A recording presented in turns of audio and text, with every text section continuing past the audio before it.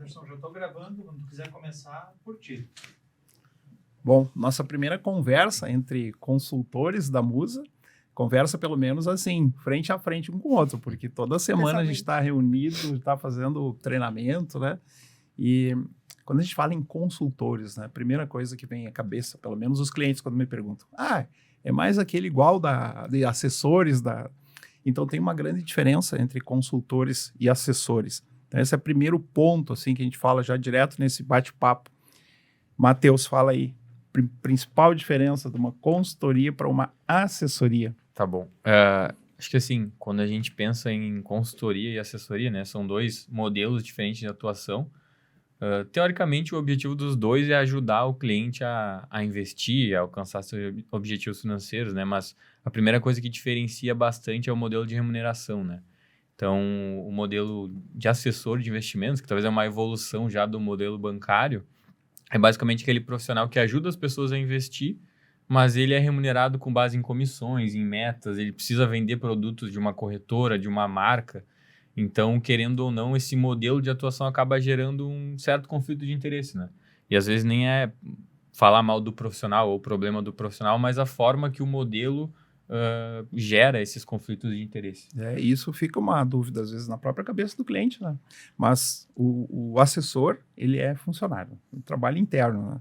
E o consultor, não, nós somos independentes, nós somos contratados pelo cliente. E isso exime na questão de conflito de interesse. Nós não temos metas de vender produto. A gente tem as corretoras parceiras, entretanto, a gente não tem aquela meta. Poxa, eu preciso vender esse produto ou aquele produto. E é notório quando vem cliente para nós que veio de assessores, né? Essa semana eu estava com uma cliente e aí venceu dela um COI que ela carregou por 5 anos, foi indicado por assessor. E eu falei, olha, venceu o COI, vamos fazer aí uma reaplicação conforme os teus objetivos. Que legal, quanto rendeu? Nada, não rendeu nada. Eu não acredito que eu fiquei 5 anos com esse valor, né? Pois é, mas às vezes é questão de entender lá atrás, né? De oferecer algo que para ela não serviria, né? Então a primeira coisa que vem na cabeça é a questão de viés comportamental, né? Não, tu não vai perder nada, né? Mas o que pode acontecer é tu receber teu dinheiro de volta. Mas pensa comigo, 5 anos em um produto, tu recebeu o valor de volta, quanto deixaria de ganhar se tivesse investido numa renda fixa a 100%, ou seja, uma renda fixa tradicional? Quanto ela de fato deixou de ganhar, né? Porque se em 5 anos não rendeu nada, eu trabalhei em banco muitos anos e a gente vendia COI, né? Trabalhava com esse produto. E a principal propaganda do produto é um capital protegido. Então, assim, tu vai colocar 10 mil num produto, né, num COI, o máximo que vai acontecer é não render. Pô, mas para mim é o pior cenário, entendeu? Porque se eu vou, por exemplo, para um renda variável, tudo bem, vai render 2 mil, eu vou perder 1.500, daqui a pouco volta 5, daqui a pouco eu perco 7. É o mercado funcionando. Agora, eu com um capital protegido, que eu ainda tenho barreiras de ganho, né? Porque o COI tem toda uma especificidade, assim, bem chatinha, né? Então, eu tenho barreira de ganho, eu tenho capital protegido, ok, mas no final das contas eu não ganho nada. Então, já aproveitando o gancho da consultoria versus assessoria, um dos principais fatores que eu vi, assim, como vantagem em ser uma consultora e não gerente de banco, no caso, né, que era a minha situação, é a amplitude que a gente tem para trabalhar com o cliente, né? Então, enquanto eu estou no banco, enquanto eu estou numa corretora, né, assessorando e trabalhando como funcionário, né, de uma instituição, eu acabo ficando muito travada para as soluções que eu posso apresentar para o cliente, né? E a gente, como consultor, a gente tem o mercado inteiro para navegar, né? Então, eu vou procurar a melhor solução de proteção patrimonial para ele, eu vou procurar a melhor solução de investimentos, eu vou auxiliar ele em diversos âmbitos, né, da vida financeira, que o assessor de investimentos não vai conseguir, que o pessoal lá da seguradora não vai conseguir, que o gerente do banco não vai conseguir, né? Então, eu acho que essa é a maior vantagem para nós.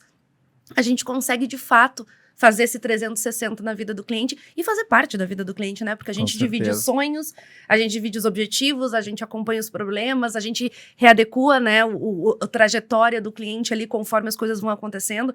Então, para mim, a consultoria, ela traz essa grande vantagem, sabe? Nos dá essa liberdade de navegar com o cliente para onde ele quiser ir, de fato. Sim, né? Além de um produto só lá no banco, vai te amarrar só aqueles produtos do banco, né? E aí, tu falando dessa questão do cliente, né? Uma das coisas que eu mais ouvi quando eu fui migrar a carteira dos clientes para dentro de uma estratégia que eu acreditei, poxa, é uma estratégia que foi testada, que os guris me apresentaram assim. Primeiro eu migrei meu patrimônio, né? E fui falar com os clientes, olha, tem uma estratégia muito melhor e tal. O que tu acha? Primeira coisa que eu ouvi dos clientes, confio em ti. Então, o fazer parte da vida deles, o que eles estão colaborando conosco, ou compartilhando conosco? Os sonhos, as metas, o que eles pretendem fazer. Então, a gente, teoricamente, faz parte da família deles, Quase né? isso. E, às vezes, eles contam para nós muitas coisas que nem contam para o restante das pessoas, né? Da família. Sim. Então, por isso que é importante, né? A gente ter essa responsabilidade de cuidar realmente do patrimônio do cliente, atendendo os objetivos dele, e não a questão de metas que são impostas, né? Como diz nada contra a profissão, cada um tem sua profissão e tá tudo bem. Sim. Agora, eu sou muito mais, assim, meu propósito está muito mais firme com a questão de ser consultor de investimentos. E aí que entra a metodologia que a gente gosta de trabalhar, né, que é o Goal-Based Investing, que é basicamente buscar atingir esses objetivos dos clientes, né, investir com base nos objetivos dele. Porque no final das contas, investir para acumular dinheiro, só para dinheiro por dinheiro, talvez não seja o fim, né? O objetivo é investir conseguindo alcançar os teus objetivos, comprando liberdade no futuro, comprando tempo no futuro. No final das contas é isso, né? E por isso que a gente gosta dessa metodologia, trabalha dessa forma, e o modelo de consultor nos dá a liberdade de fazer isso sem ter que tentar enfiar um produto ali, forçar a venda de um produto para o cliente, ou uma venda casada, que também acontece bastante em banco, ou talvez até no modelo de corretoras, né? E então, só para fechar essa parte que vocês falaram da diferença, né? O consultor, basicamente, ele é independente, a gente consegue ter acesso ao patrimônio do cliente como um todo, independente se ele está em corretora, se ele está em banco, se ele está em seguradora, se ele está no Brasil, no exterior. A gente não é remunerado, né, por nenhuma comissão, por nenhuma taxa embutida nos produtos, e a gente consegue fazer uma cobrança de uma taxa de administração clara, uma taxa única, e além disso, gerar, né, o cashback de todas as taxas, as comissões para os nossos clientes. Então, levar um modelo bem mais transparente. No nosso trabalho, o cliente sabe quanto que ele está pagando, quanto que ele está recebendo de volta, quando que no modelo bancário, no modelo de assessoria, isso não aparece, né? Sim. O cliente não tem a noção dos custos que estão envolvidos, ele não sabe quanto que ele está pagando, qual que é o custo. Então... E eu acho que a coisa mais incrível que aconteceu para mim, assim, trazendo um pouco da minha experiência dessa transição de bancária para consultora, foi, por exemplo, lá no banco eu tinha meta de seguros de vida. E é a pior meta que tem para o bancário. Vocês não trabalharam em banco, né? Não. É a pior meta para um bancário é ter que bater meta de seguro de vida, porque ninguém quer comprar um seguro de vida, né? Mas por quê? Porque é vendido da forma errada. Quando eu vim para consultoria, e quando, inclusive, né, comecei a trabalhar com a Musa, com o suporte que a gente oferece, com todo o portfólio que a gente tem, praticamente todos os meus clientes têm seguro. E, tipo assim, não é porque eu fico, compra esse seguro. Não, porque eu digo, tu tem essa situação aqui, então o Stefano fala muito, né, de usar o seguro como uma reserva de emergência, né, de consolidar o patrimônio, né, antes de consolidar o patrimônio, tu ter ali uma forma, né, de se precaver de algum imprevisto, enfim. Cara, eu comecei a usar isso e eu disse, tá, aí eu fecho uma apólice com uma cliente, fecho com outra. Pessoas que eu sei que no banco não teriam fechado, né, Exato. Pessoas que não fechavam no banco. E aí, ou deixam de fechar com os seus gerentes, com os seus assessores, porque, né, a gente também tá com o mercado em cima da gente, né, então eu concorro com o gerente dos meus clientes, eu concorro com os assessores, né, da onde eu tiro lá a continha para gerenciar, e eles têm essas ofertas de outros lados, mas eles vêm fechar comigo. Por quê? Porque a gente consegue, como consultor e como esse, né, vendo isso tudo de todas as pontas, a gente consegue mostrar que, não, isso aqui faz sentido para ti. Eu não estou fazendo isso porque eu preciso bater uma meta, eu estou fazendo isso porque faz sentido para o teu planejamento, tu ter esse produto, fazer esse investimento, ter uma previdência que foi tão... Coitada da previdência, sofreu tanto, né, na mão do mercado em si, né, foi tão mal vista já, o próprio seguro de vida foi tão mal visto já, e o consultor está trazendo isso de novo, né, trazendo a importância de ter esses produtos, né, e como eles devem de fato ser consumidos, não vendidos, mas consumidos pela população, né, a importância de ter isso. Entender a realidade da pessoa, né? Porque a gente, vamos dizer assim, é o skin the game, né, a gente oferece aquilo que a gente tem. Uhum. Quando me foi oferecido, eu lembro que a pessoa falou assim, imagina você está segurando ali, você é a renda de toda a família, certo? A empresa depende de ti, a família depende de ti, a esposa trabalha junto, né? Mas a renda principal vem de ti. Então, e se tu cai essa base de baixo? Então, precisa ter um seguro. Segura a renda. Se acontece algo com a pessoa, segura a renda, né? Segura a vida. Por quê? Por que a gente faz isso? Preocupado com quem? Com a família, com aqueles que dependem de nós. Por isso que é importante ter. Mas, como você falou, foi muito mal vendido ou vendido fora do que era a realidade da pessoa, né? Então, por isso que é interessante ter um seguro de vida, um seguro de renda também. Hoje, aquele cálculo que foi feito, vamos dizer, só para efeito de cálculo, tá? Mas vamos dizer que a gente precisa de uma reserva de emergência lá, seja 10 mil por mês, vamos dizer que a gente sugeriu lá 60 mil de reserva de emergência. Mas 60 mil hoje, o mínimo vai render R$600, 1%, vamos pegar por baixo ainda, né? Dá mais que isso. Mas 1% dá R$600. Com a metade disso, a gente pode contratar uma boa proteção de renda, com R$300.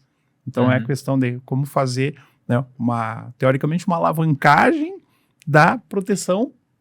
Porque imagina, se a pessoa está começando do zero, até ela construir essa reserva de emergência de 60 mil, de 100 mil, por exemplo, ela vai levar 1 ano, 2 anos, 3 anos, dependendo de quanto ela consegue aportar.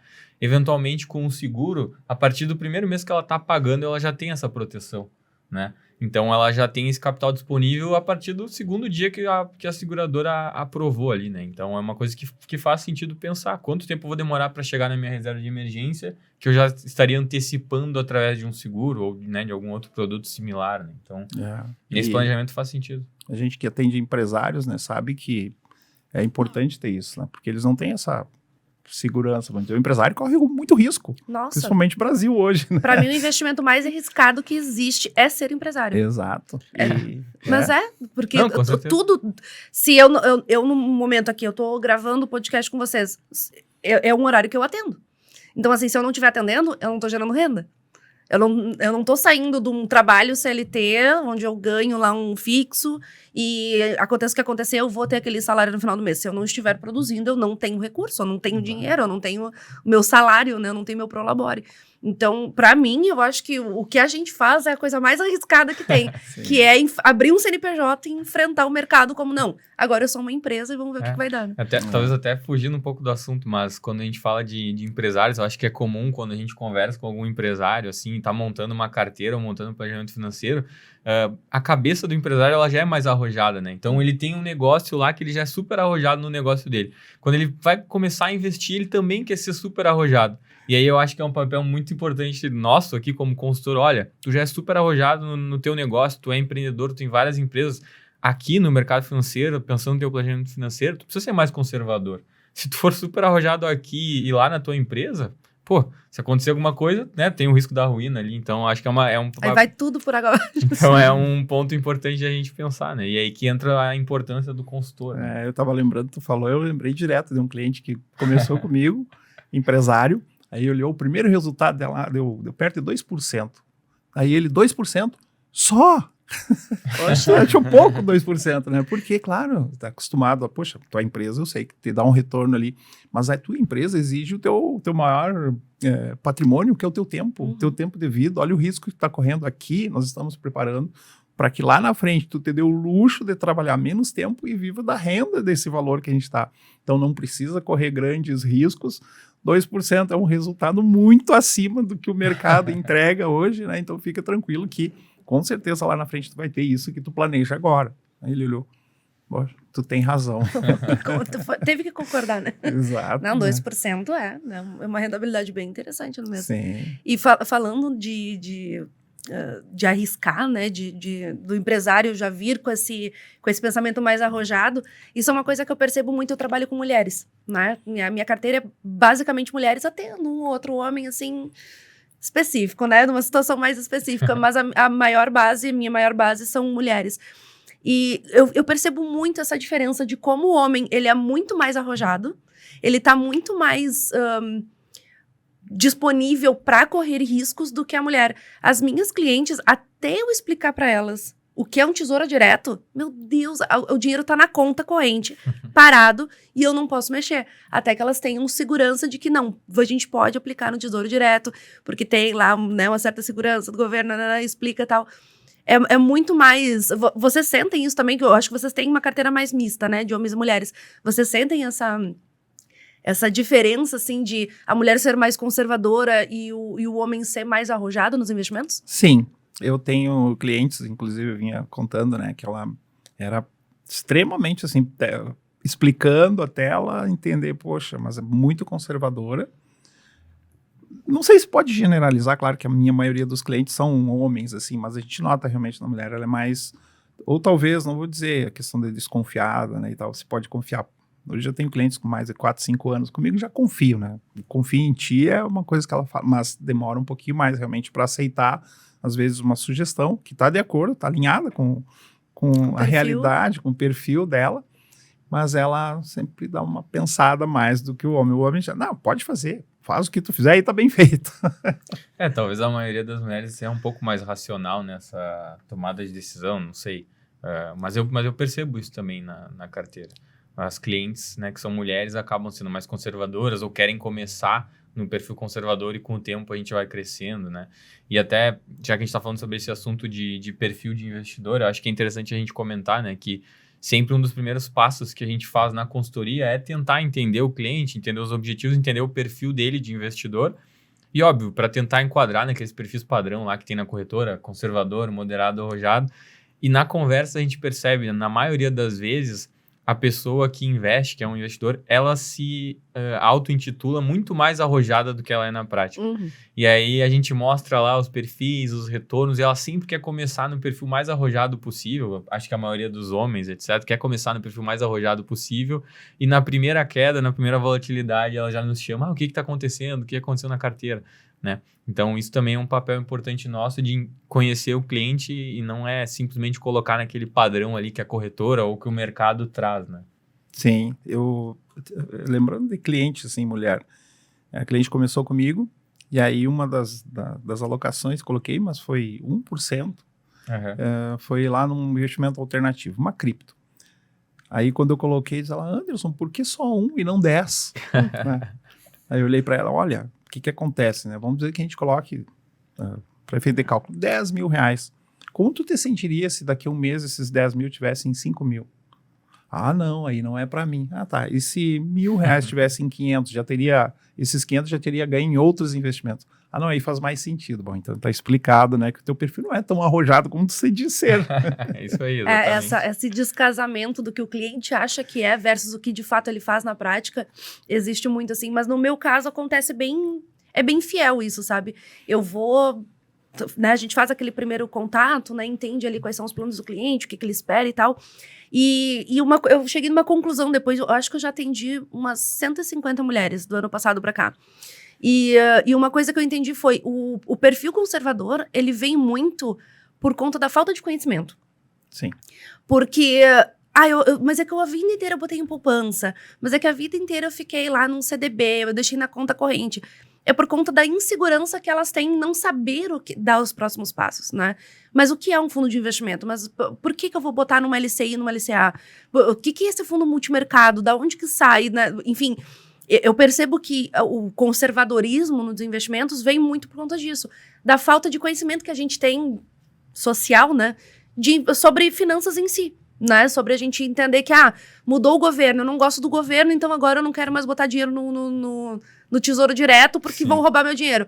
Cara, não é assim, sabe? Não é tão simples assim, né? O governo atual ou ex-governo, enfim, passar a mão no dinheiro e levar embora. Então, eu percebo isso, assim, que as pessoas têm, até tu pode falar melhor, né? Economista fala melhor sobre isso do que eu. Mas eu percebo muito isso, assim, que é a falta de conhecimento mesmo que torna as pessoas mais conservadoras. Porque as clientes que estão comigo, que estão 2, 3 anos comigo, eu confio em ti. Eu digo, bom, beleza, então vamos mexer nessa carteira, vamos fazer assim, assim, assim. Não, ok, adorei, nossa, rendeu tanto, não sei o quê. Então, elas têm mais confiança, por quê? Porque eu venho trabalhando com elas isso, né? Mas as novas, meu Deus, eu montei uma carteira hoje, até o Matheus me deu uma auxiliada lá no processo, montei uma carteira hoje, na hora ela assim, tá, agora me manda um áudio me explicando cada um do que tu fez. E eu já tinha explicado ontem, eu vou fazer isso, isso, isso, isso. Esses valores, nesses lugares, nanana. E ela quer que eu explique um por um aonde eu botei pra ela entender. Então assim, ela já me deu o espaço pra fazer, mas ela não entende nada. Então, o conservadorismo dela vem de vou falar ignorância, assim, mas, né? Mas uma Pode ser, ignorância pode de ser. conhecimento, né? Sim. Na nossa ignorância de não entender, né, um determinado assunto. Então, acho que a gente tem que trabalhar mais essa questão de educação financeira. Fala aí, Antônio. Só antes de tu falar, o Antônio, acho que é legal a gente ouvir, né? Pô, o Antônio aí tem 18, 19 anos, já investe desde agora. Então, o que tu pensa, assim, Antônio? Para começar a investir, o que tu acha que é importante? Acho que é importante, antes de tudo, né, ter um conhecimento, assim, adquirir, que querendo ou não, o primeiro investimento que toda pessoa deve fazer é investir em conhecimento. Que conhecer as classes de ativo, que nem, bem como a Priscila pontuou, conhecer o que é uma renda fixa, o que é uma LCI, uma LCA, conhecer, principalmente o que o Matheus disse, do perfil de risco. Cada um vai ter uma dosagem ali para ultrapassar, né? E como bem todo mundo pontuou aqui da mesa, né? Os homens têm essa capacidade de ser mais arrojado. E isso é até uma curiosidade interessante, porque quando a gente acaba analisando a questão de perfil de risco e as mulheres serem mais conservadoras, talvez isso até corroborem para elas conseguirem também ter um ganho garantido, entendeu? Elas conseguirem acumular mais patrimônio do que às vezes até um próprio homem, por ele estar toda hora girando patrimônio, se arriscando muitos ativos, perdem, vamos dizer assim, botam uma grande continha em renda variável, aí não aguentam a flutuação, vendem, realocam. Então, assim, é muito positivo também essa questão das mulheres, mas como bem o Matheus falou, né, desde agora, desde os 18 anos investindo, porque eu acho que o principal papel do consultor é auxiliar os clientes a atingirem a liberdade financeira, assim, porque eu acho que, como grande parte da população, até vários estudos mostram isso, que somente 1% da população sobrevive com o INSS, e 1% diz que está satisfeito com a aposentadoria. Então, tu vê que grande parte dos brasileiros não são felizes, né? Não tem essa educação financeira. Então, acho que, como bem pontuei, investir primeiro em conhecimento e procurar, né, assistir os nossos conteúdos aqui. A gente ensina muita coisa bacana no nosso canal no YouTube, no nosso Instagram. É um princípio, assim, que aqui na Musa Capital, acho que nós seguimos, né, que é sempre não apenas dizer o que o cliente deve fazer, mas ensinar o passo a passo para o cliente. Sim, acho que esse é um diferencial nosso, assim, perante outros concorrentes. Eu não sei a opinião de vocês, mas com certeza é importantíssimo. Que bom essa questão aí de tu começar cedo. Sabe por que eu comecei a guardar dinheiro? Por medo. Por medo? Medo que um dia fosse faltar algo para minha família. Talvez pelo um abalo emocional que eu tive, porque eu perdi meu pai muito cedo. Meu pai faleceu com 52 anos. E naquele ano a minha esposa já estava grávida da primeira filha, há 17 anos atrás. E eu não tinha muito dinheiro. Trabalhava, empregado, era CLT.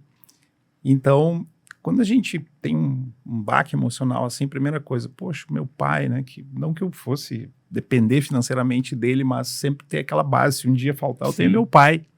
Então, por medo, e a gente guardava R$50 por mês, 50 meu e 50 da minha esposa, pensando no futuro da Isadora, da filha.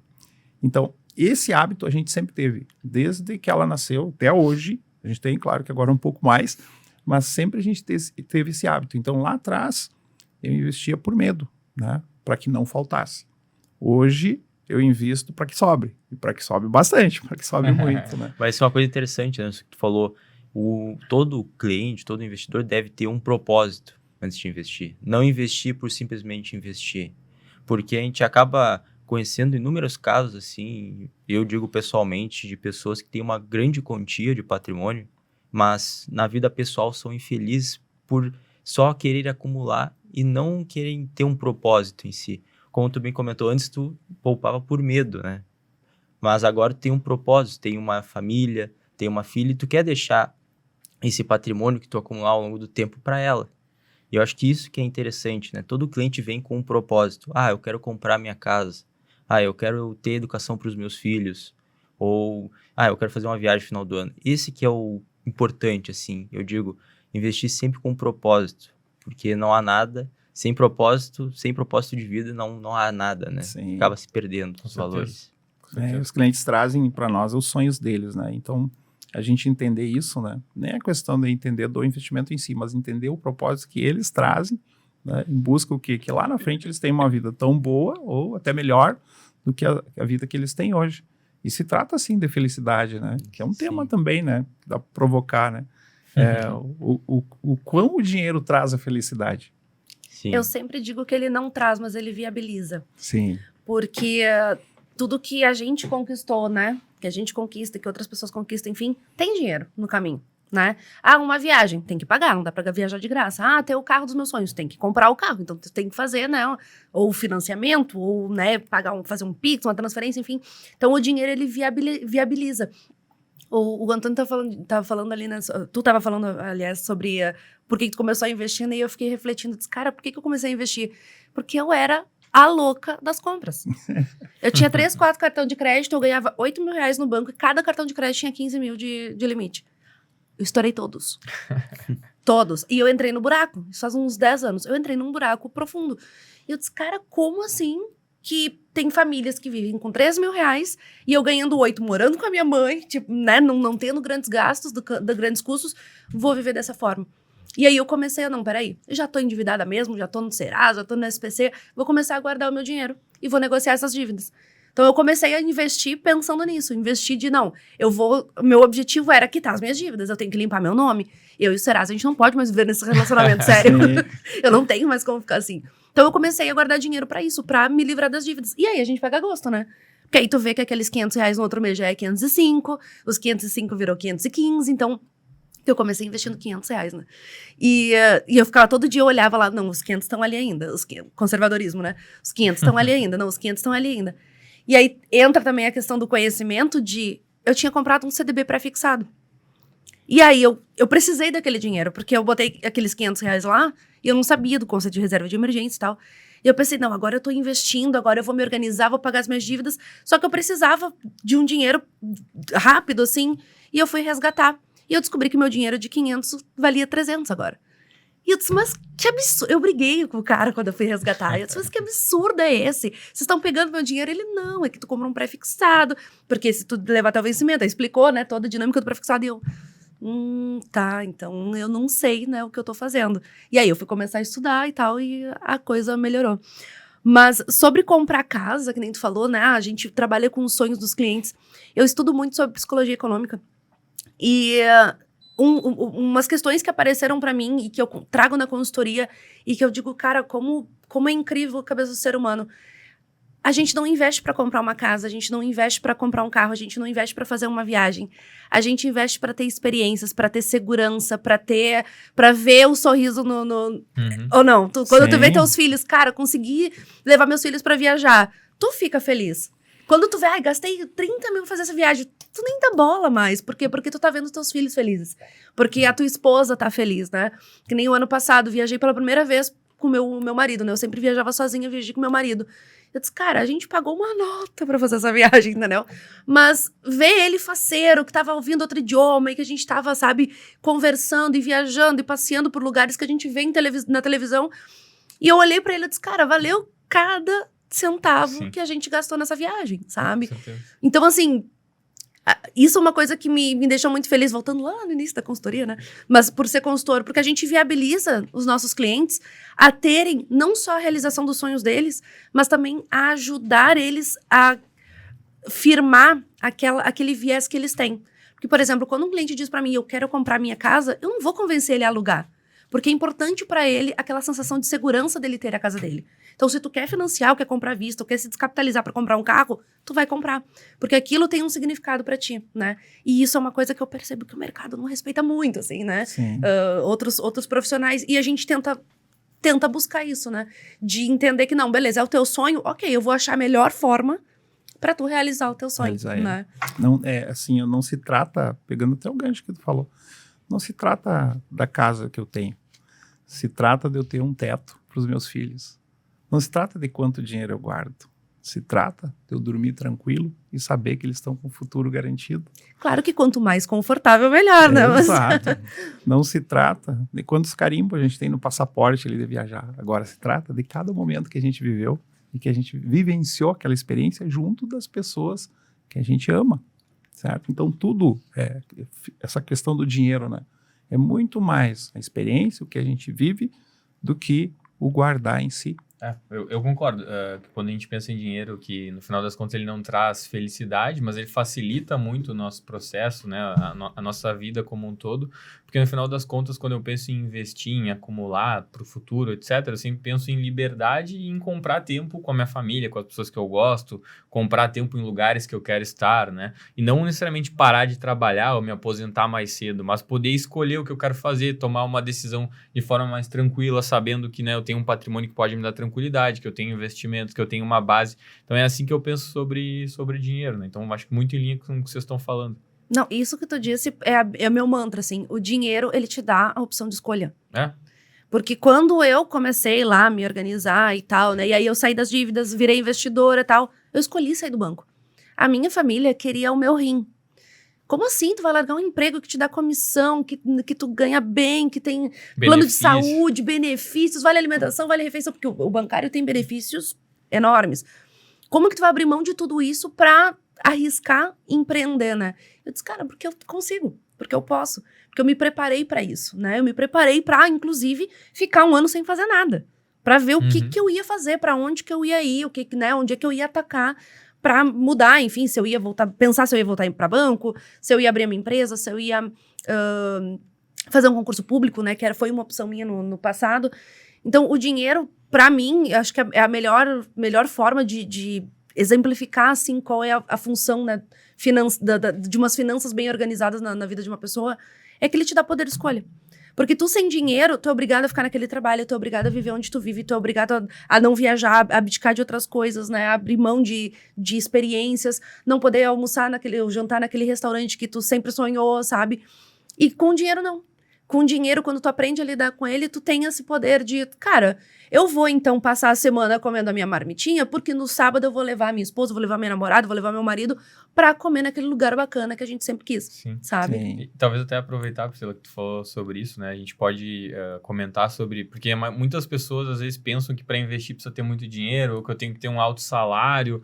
E eu acredito que a questão do sucesso financeiro ela é muito mais sobre o quanto você gasta, como tu consegue controlar tuas emoções, o teu planejamento financeiro como um todo, do que quanto tu ganha. Óbvio que ganhar mais é o objetivo de todo mundo, e quanto tu ganhar mais, tu vai poder antecipar os teus sonhos, os teus objetivos. Mas é muito mais sobre o quanto tu gasta e como tu te planeja do que sobre quanto tu ganha, né? Então, acho que é um assunto interessante pra gente falar também. Sim, se tu for ganhando mais e levando junto o padrão de vida lá em cima... Foi o que eu fiz. Foi o que eu fiz. Eu ganhava R$2.000, eu era endividada com R$2.000. Eu ganhava 5, eu fiquei endividada com 5. Eu ganhei 8, eu continuava endividada com 8. Então, assim, quanto mais tu ganha, se tu não tem um preparo, se tu não tem uma educação financeira, coisa que a maioria de nós não teve, né? Pelo menos, eu falo de forma generalista, mas eu acredito, né, que vocês não tenham sido tão instruídos, assim, né, quando crianças, sobre finanças. Cara, tu vai ganhar, tu vai querer sempre levar o teu padrão de vida, né? No Instagram me perguntam muito sobre, Pri, eu sou endividado, meus custos fixos são altos, como que eu me organizo? Bom, teus custos de vida são altos por quê? Porque tu elevou o teu padrão num nível que tu não tem condições de arcar. Exato. Então, às vezes, a gente tem sim que dar uns passinhos para trás, tem que reorganizar. E como o Matheus falou, não precisa de muito dinheiro, não precisa de 1.000, 5, 10 mil reais por mês para investir. Com 30 tu investe, né? Com 10 reais, começa com 50. 50 da esposa, 50 do cara, bota ali, já são 100. Pô, eu fiz essa conta, inclusive, esses dias. E uma menina mandou pra mim uma pergunta, uma observação no direct. E eu disse, cara, eu vou responder isso nos stories. Que ela mandou assim, Pri, mas não faz sentido. Eu boto 100 reais por mês, se eu não fizer nada, eu tenho no final do ano 1.200 reais. Mas aí tu me botou ali que se eu investir, eu vou ter 1.258. Mas é muito pouco, né? Ela botou assim pra mim, eu disse, tu me permite responder isso nos stories? Permito. Eu vou responder depois lá nos stories, mas já vou antecipar aqui. Cara, imagina isso em grande quantidade. Ou imagina isso com o poder do tempo. Porque a gente tá falando de 58 reais, ok, em cima de 1.200. Mas e se fossem 10 mil? Mas e se fosse 1.200.000? Ou se fossem 1.000 reais por mês, né? Qual o poder que... E eu tô falando de renda fixa de 100% do CDI. A gente nem tá falando de uma coisa mais... que vai acompanhar a inflação, alguma coisa, né, um pouco mais arrojada. A gente tá falando do básico do básico. E aí ela me trouxe isso, eu disse, cara, que engraçado. Vocês têm esses argumentos, assim, de clientes também dizendo, nossa, mas não rendeu muito pouco esse mês, ou rendeu só isso, meu dinheiro, o que a gente tá fazendo? Não... Vocês passam por isso também? Sim, é comum. Até um cliente, hoje eu vinha na viagem aqui, tava respondendo para ele aqui. Ele me perguntando, olha, antes que rendeu aqui, percentualmente tá bom, mas esse valorzinho aqui não é pouco. Aí eu digo, olha, o que é mais importante agora, né? Que é o que a gente conversou lá no início. O poder do hábito de você colocar todo mês os teus aportes. Vai chegar um momento que os teus aportes vão ser insignificantes diante do retorno que esse valor vai te trazer. Ah, tu tem razão, né? Inclusive, né, eu acho que um dos maiores conhecimentos que a gente tem, eu pelo menos um dos maiores conhecimentos que eu adquiri foram através dos livros. Porque os livros é um investimento baixo, complementando o que tu falou, da gente investir em nós mesmos, né? Investimento baixo e te traz tanta riqueza, né? E aí eu lembrei agora, falei de um dos livros, né? Até para empreendedores eu acredito que seja assim, ó, imprescindível. 3 livros. O Poder do Hábito. Maravilhoso. Que contei a minha história, né? Mas foi ali, depois eu lendo, poxa, olha que eu fiz, quantas coisas eu fiz baseado nesse livro. Outro livro também, e isso veio até porque um cliente me perguntou. Cliente e amigo, que era meu amigo, se tornou meu cliente.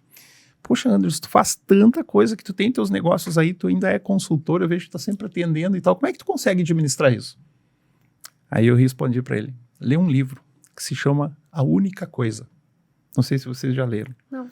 É um excelente livro, indispensável para empresários, porque ali ele diz que a gente pode fazer várias coisas. Eu chamo que a gente tem várias torneirinhas, né? Várias fontes de renda e várias torneirinhas. Tu pode fazer várias coisas, desde que tu foque na única coisa, que é aquilo que tu é bom. Propósito. Aquilo que tu tem, o teu propósito. Porque embora eu tenha vários negócios, o meu foco é o financeiro. O que eu gosto. Um dos negócios que eu tenho, minha parte, é administração financeira.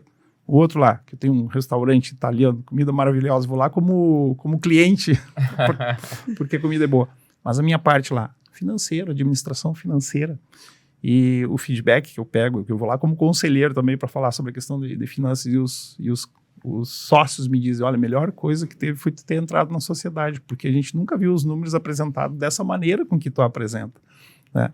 Então, o livro A Única Coisa, O Poder do Hábito, e um terceiro livro, indispensável, o meu, O Grande Ganho.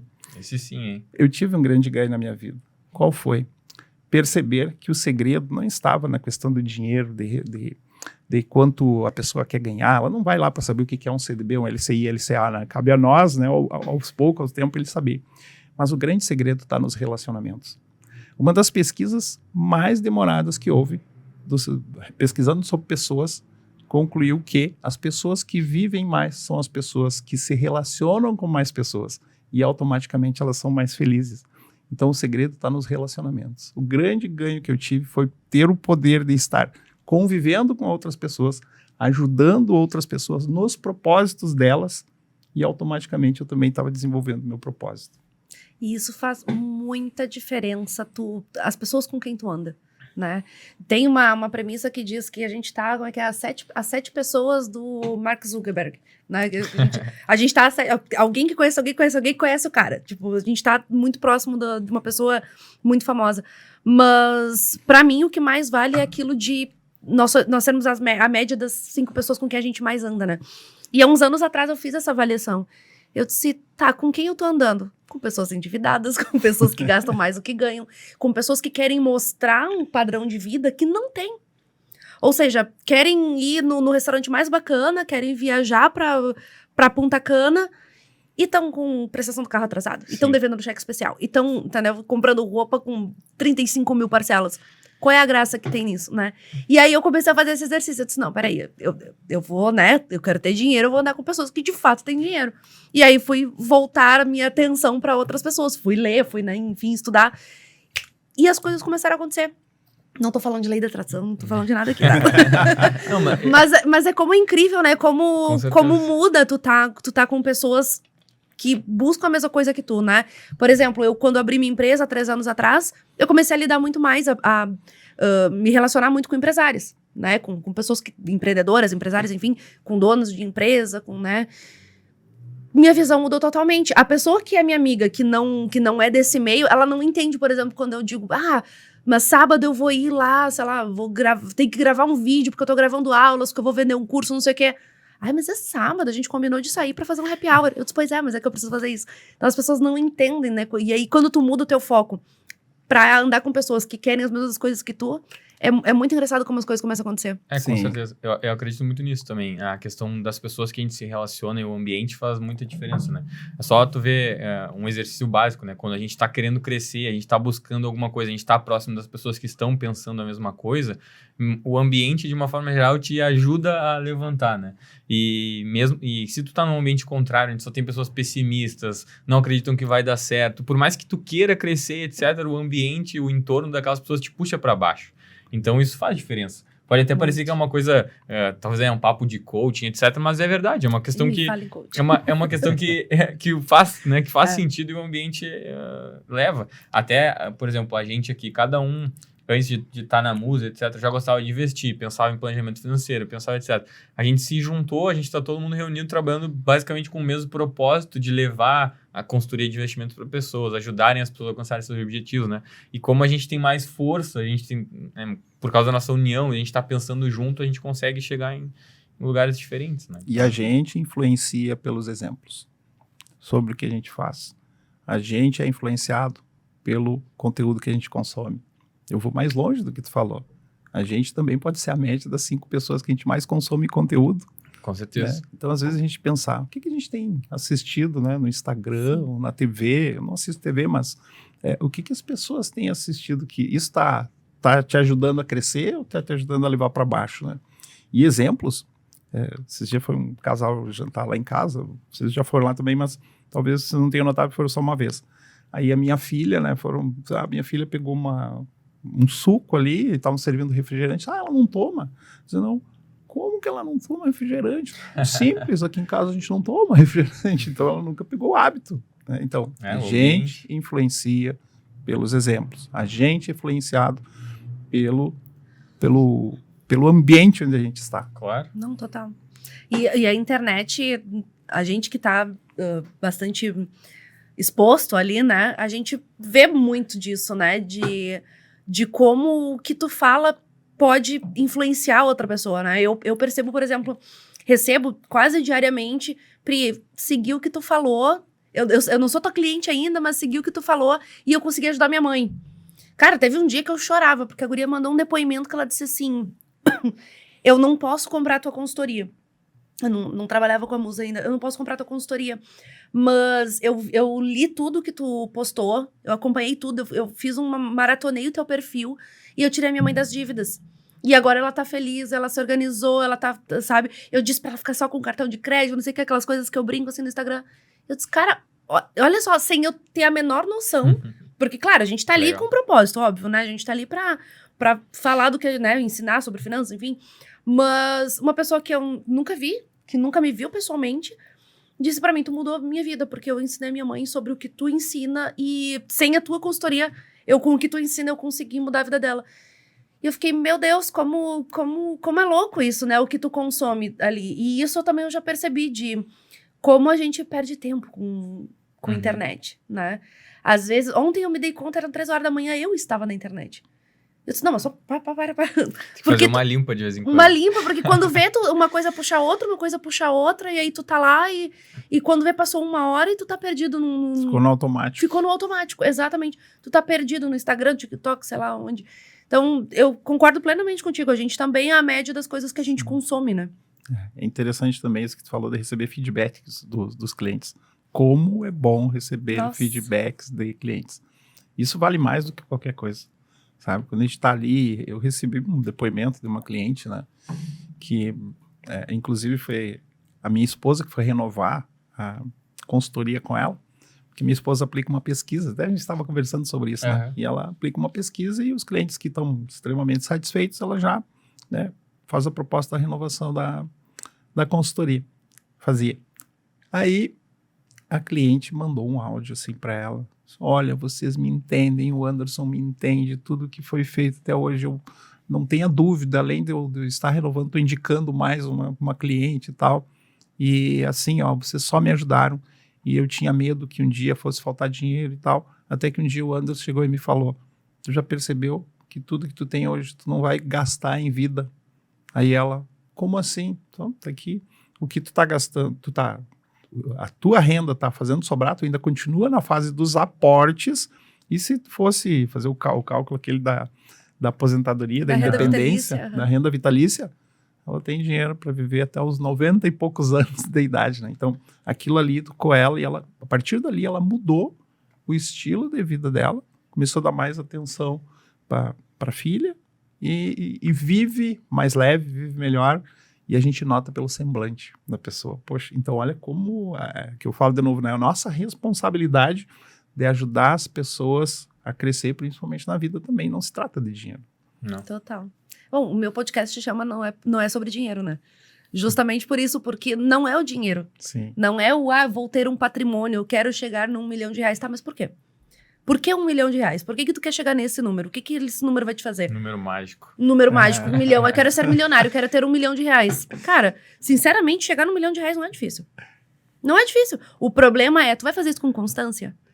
O propósito, por que tu tá fazendo isso? Por que tu quer ter 1 milhão de reais? Tu vai comprar alguma coisa ou tu quer ter uma renda? Ou tu quer viver experiências? Ou tu quer doar pra alguém? Qual é o motivo de tu tá? Eu acho que quando a gente sabe o porquê da gente tá fazendo aquilo, tu falou sobre livros, tem um do Simon...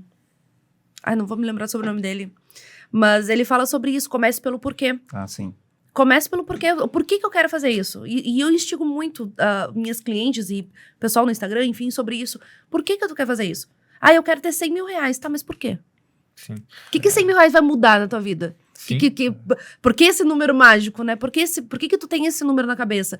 E aí, quando tu vai ver, são coisas lá do, sei lá, do interno da pessoa que ela entendeu que 100 mil reais é um número de uma pessoa muito rica, Sim. né? Ou 5 milhões é um número de uma pessoa muito rica, ou 10 mil é o número de uma pessoa com muito dinheiro, né? Então, elas trazem esses vieses, trazem essas crenças, exatamente, obrigada. Trazem essas crenças delas e tu tem que trabalhar com isso, e tu tem que lidar com isso. E aí, quando a gente consegue chegar lá, a gente consegue, de fato, ajudar o cliente, né? Exato. E tem aquele cliente que é o racional mesmo também, né? Quando a gente fala, tu vai atingir tua liberdade financeira e tal... Ah, Anderson, tá falando tanto de liberdade. Me explica racionalmente o que é a liberdade financeira. Eu digo, tá, vou te explicar então. Então vamos dizer que tu tem aí a tua despesa mensal, seja 10 mil, tá? E tu tá com 100 mil investidos. Tua liberdade financeira é de 10 meses. Exatamente assim, se tu quer ouvir de uma forma racional. Quero juntar meu 1 milhão. Perfeito. Quanto tu gasta por mês? Só dividir isso, tu vai ver por quanto tempo, né? Então, a liberdade financeira, racionalmente, ela é medida em tempo. Né? Então, quanto tu tem de tempo de vida, de qualidade de vida, quanto tu está dedicando aí para tua família, né? Então, às vezes, o trabalhar demais também te prejudica, né? Poxa, eu tô indo lá, mas não tenho tempo para a família, não tenho tempo. Então, qual a qualidade, né? Voltando àquele tema da felicidade, né? Então, às vezes, as pessoas ganham bastante dinheiro, mas são infelizes por quê? Porque estão dedicando tempo demais para o trabalho e abdicando de coisas que era mais importante para ela na vida, né? Então, às vezes, colocar o que está em primeiro lugar, né? Eu fiz até um livro que a gente fez, que é Descubra os Seus Pontos Fortes, que é o Instituto Gallup que implementou. E ali a gente vê, assim, que um dos pontos mais fortes meus que eu coloco é família, né? Então, para mim, é algo que eu não abro mão de muitas coisas em função da família, né? Fim de semana, para mim, por exemplo, é sagrado. Se eu tenho uma proposta de ir num lugar no final de semana, primeiro vou negociar com eles, ver se eles querem ir junto. Então, por quê? Porque está em primeiro lugar para mim, né? Então, outra coisa que eu tenho, assim, de fazer algo assim, se tem que fazer, vamos fazer já. Quando eu vi a questão da certificação, não, se é para fazer, já vou marcar, já vou fazer. Já vou resolver. Comprei o voo, já vou para lá e já vou fazer, né? Que é a questão esqueci o termo agora, que tem no livro, fala sobre isso, né, Então, desenvolver aquilo que a gente é bom, que tem a ver com o livro também, né, focar naquilo que a gente é melhor. Porque às vezes a gente olha, eu sou ruim nisso, eu preciso melhorar esse meu ponto. Nem sempre isso é uma verdade. Às vezes é melhor tu focar naquilo que tu realmente é bom porque tu tá com aquele teu propósito, tu vai ser muito mais feliz fazendo isso, desenvolvendo essa habilidade, né? E é legal isso que tu falou, porque se a gente decide, vamos focar nos meus pontos fortes, a gente consegue se tornar excelente naqueles assuntos, né? Se a gente falar assim, não vou focar nos meus pontos fracos, tipo, a gente vai chegar perto da média, a gente fica mediano em tudo e não é especialista em nada. Então, às vezes é legal isso, pensar, vou entender o que é minha prioridade, meus pontos fortes e focar nisso para desenvolver. Até a gente estava falando sobre o porquê, até acho que é legal o Antônio comentar, pensando nisso do porquê, por que tu decidiu escolher essa área, assim, de economia, de finanças, o que chamou a atenção? Porque eu sei que quando a gente está saindo do colégio, vai pensando em graduação, hoje em dia, tem milhares de informações, é difícil escolher uma área, né? O que te chamou a atenção para ir para essa área, assim? Eu vou contar um pouco, então, da história que vem desde os meus pais, né? Então, assim, meu pai sempre quis que, eu acho que a grande parte da população, né, que o desejo do pai é que o filho seja médico, né? Se não digo 80%, 90%, tá perto desse número. Comigo foi assim. E eu acho que só que quando a gente tá nessa fase ali, quando começa, vamos dizer assim, o ensino médio, que tá com 16, 17, 18 anos, que tá se formando a personalidade, é muito interessante que o adolescente é que nem uma esponja. Então, tudo que vem para ele vai absorvendo, vai absorvendo, vai absorvendo. Eu sempre, assim, tive como referência o meu pai. E meu pai sempre trabalhou na área de finanças, assim, uma questão de um açougue, né? Meu pai tinha um açougue e aí ele sempre trabalhava na área como diretor financeiro, assim. Então, eu sempre vi ele ali e me espelhava nele. Que era legal, assim, trabalhar com dinheiro, saber administrar, pá. E meu pai tinha essa questão de saber, né, como lidar com o dinheiro, né? Tipo, numa empresa a gente tem que funcionar igual. A gente tem uma receita X, a gente tem que gastar Y e tem que sobrar, tem que ter o lucro ali. E é isso que meu pai tentou transferir para mim na pessoa. Acho que é isso que é interessante. Porque muitos empresários às vezes pensam só no lucro do negócio, mas a tua vida pessoal, querendo ou não, também é um negócio, tem que pensar nisso. Que teu custo não pode ser maior que a tua receita, não pode ser igual. Tu tem que ter uma reserva ali que sobra. Tem uma margem, né? Tem que ter. E, enfim, contextualizando. Então, eu sempre vi meu pai ali, eu falei, eu quero ir para a área de finanças, eu quero ir. E aí veio a pandemia. E aí, não tem aula, não tem nada. O que eu vou fazer? O que eu vou buscar? E aí veio aquela onda ali, finalzinho de 2019, começou, né? Influencers como Primo Rico, enfim, entre outros, para, vamos influenciar, vamos investir nessa educação financeira, assim. Uhum. E eu comecei a ver vídeos, fiz cursos, assim, e me interessei tanto pela área, que eu falei assim, é isso que eu quero para minha vida. Eu não quero outra coisa assim, eu quero poder não só realizar o meu desejo pessoal, mas poder fazer com que as outras pessoas também alcancem os desejos delas. Porque eu vi que o principal impasse é, querendo ou não, financeiro. As pessoas são muito mal organizadas. Eu acho que esse é o principal problema da população brasileira, é a falta de educação financeira. Uhum. E muitas vezes, não só pessoas da minha idade, talvez eu seja considerado um ponto fora da curva, mas na escola a gente não tem algo como assim, se organize financeiramente, porque no futuro tu não vai depender só do INSS. Tem até uma brincadeira, né, no escritório lá, que o INSS isso não será suficiente. E só depender dele, não tem. Não há. Imagina o Antônio hoje com 18, 19 anos. Imagina se pra gente aqui, talvez o INSS já não pode nem não ser suficiente daqui 20, 15, 30 anos. Imagina para daqui 40. Nossa. Né? Então, acho que é muito legal, né, ouvir o Antônio falar e também pensar sobre isso, porque, tá construindo desde agora, não quer depender do governo, do estado, depender de outros, né? Então, pensar nisso desde cedo é muito, muito legal, né? Outra coisa que eu gostaria de comentar, né, é que todo mundo tem desejo, né? Eu comecei cedo, assim, e todo mundo pensa só na aposentadoria, né? Quero me aposentar com 40, 50 anos, né? E eu até brinco no escritório, eu só quero me aposentar com 65. E se me aposentar, porque eu acho que é tão bacana a profissão consultor. Porque tu tá ali realizando sonhos. Tu não tá só simplesmente tendo o desejo pessoal, mas tu ter a satisfação assim, aquele meu cliente, ele alcançou a liberdade dele. Imagina, a satisfação que tem para nós, sim, é algo impagável. Não é por dinheiro. Claro. É por propósito, assim. Então, por isso que eu sempre defendo que o propósito sempre tem que vir em primeiro lugar, assim, em tudo que for fazer na vida. Gostei dessa abreviatura, INSS. Isso não será suficiente. Hoje o teto da aposentadoria, né? 7 mil e pouco, né? 7? Achei que tem menos. 7 mil e pouco. 7 e pouco. E foi atualizado as tabelas para você conseguir se aposentar com 7 mil e pouco, o teto é 14%. Ou seja, você vai pagar R$1.000 e poucos por 35 anos para se aposentar com 7 mil e pouco. Eu fiz esse cálculo. R$1.000 e poucos colocados hoje, tá? Uma rentabilidade líquida aí de 0,7%, 0,8%. Em 35 anos, sabe quanto você vai ter?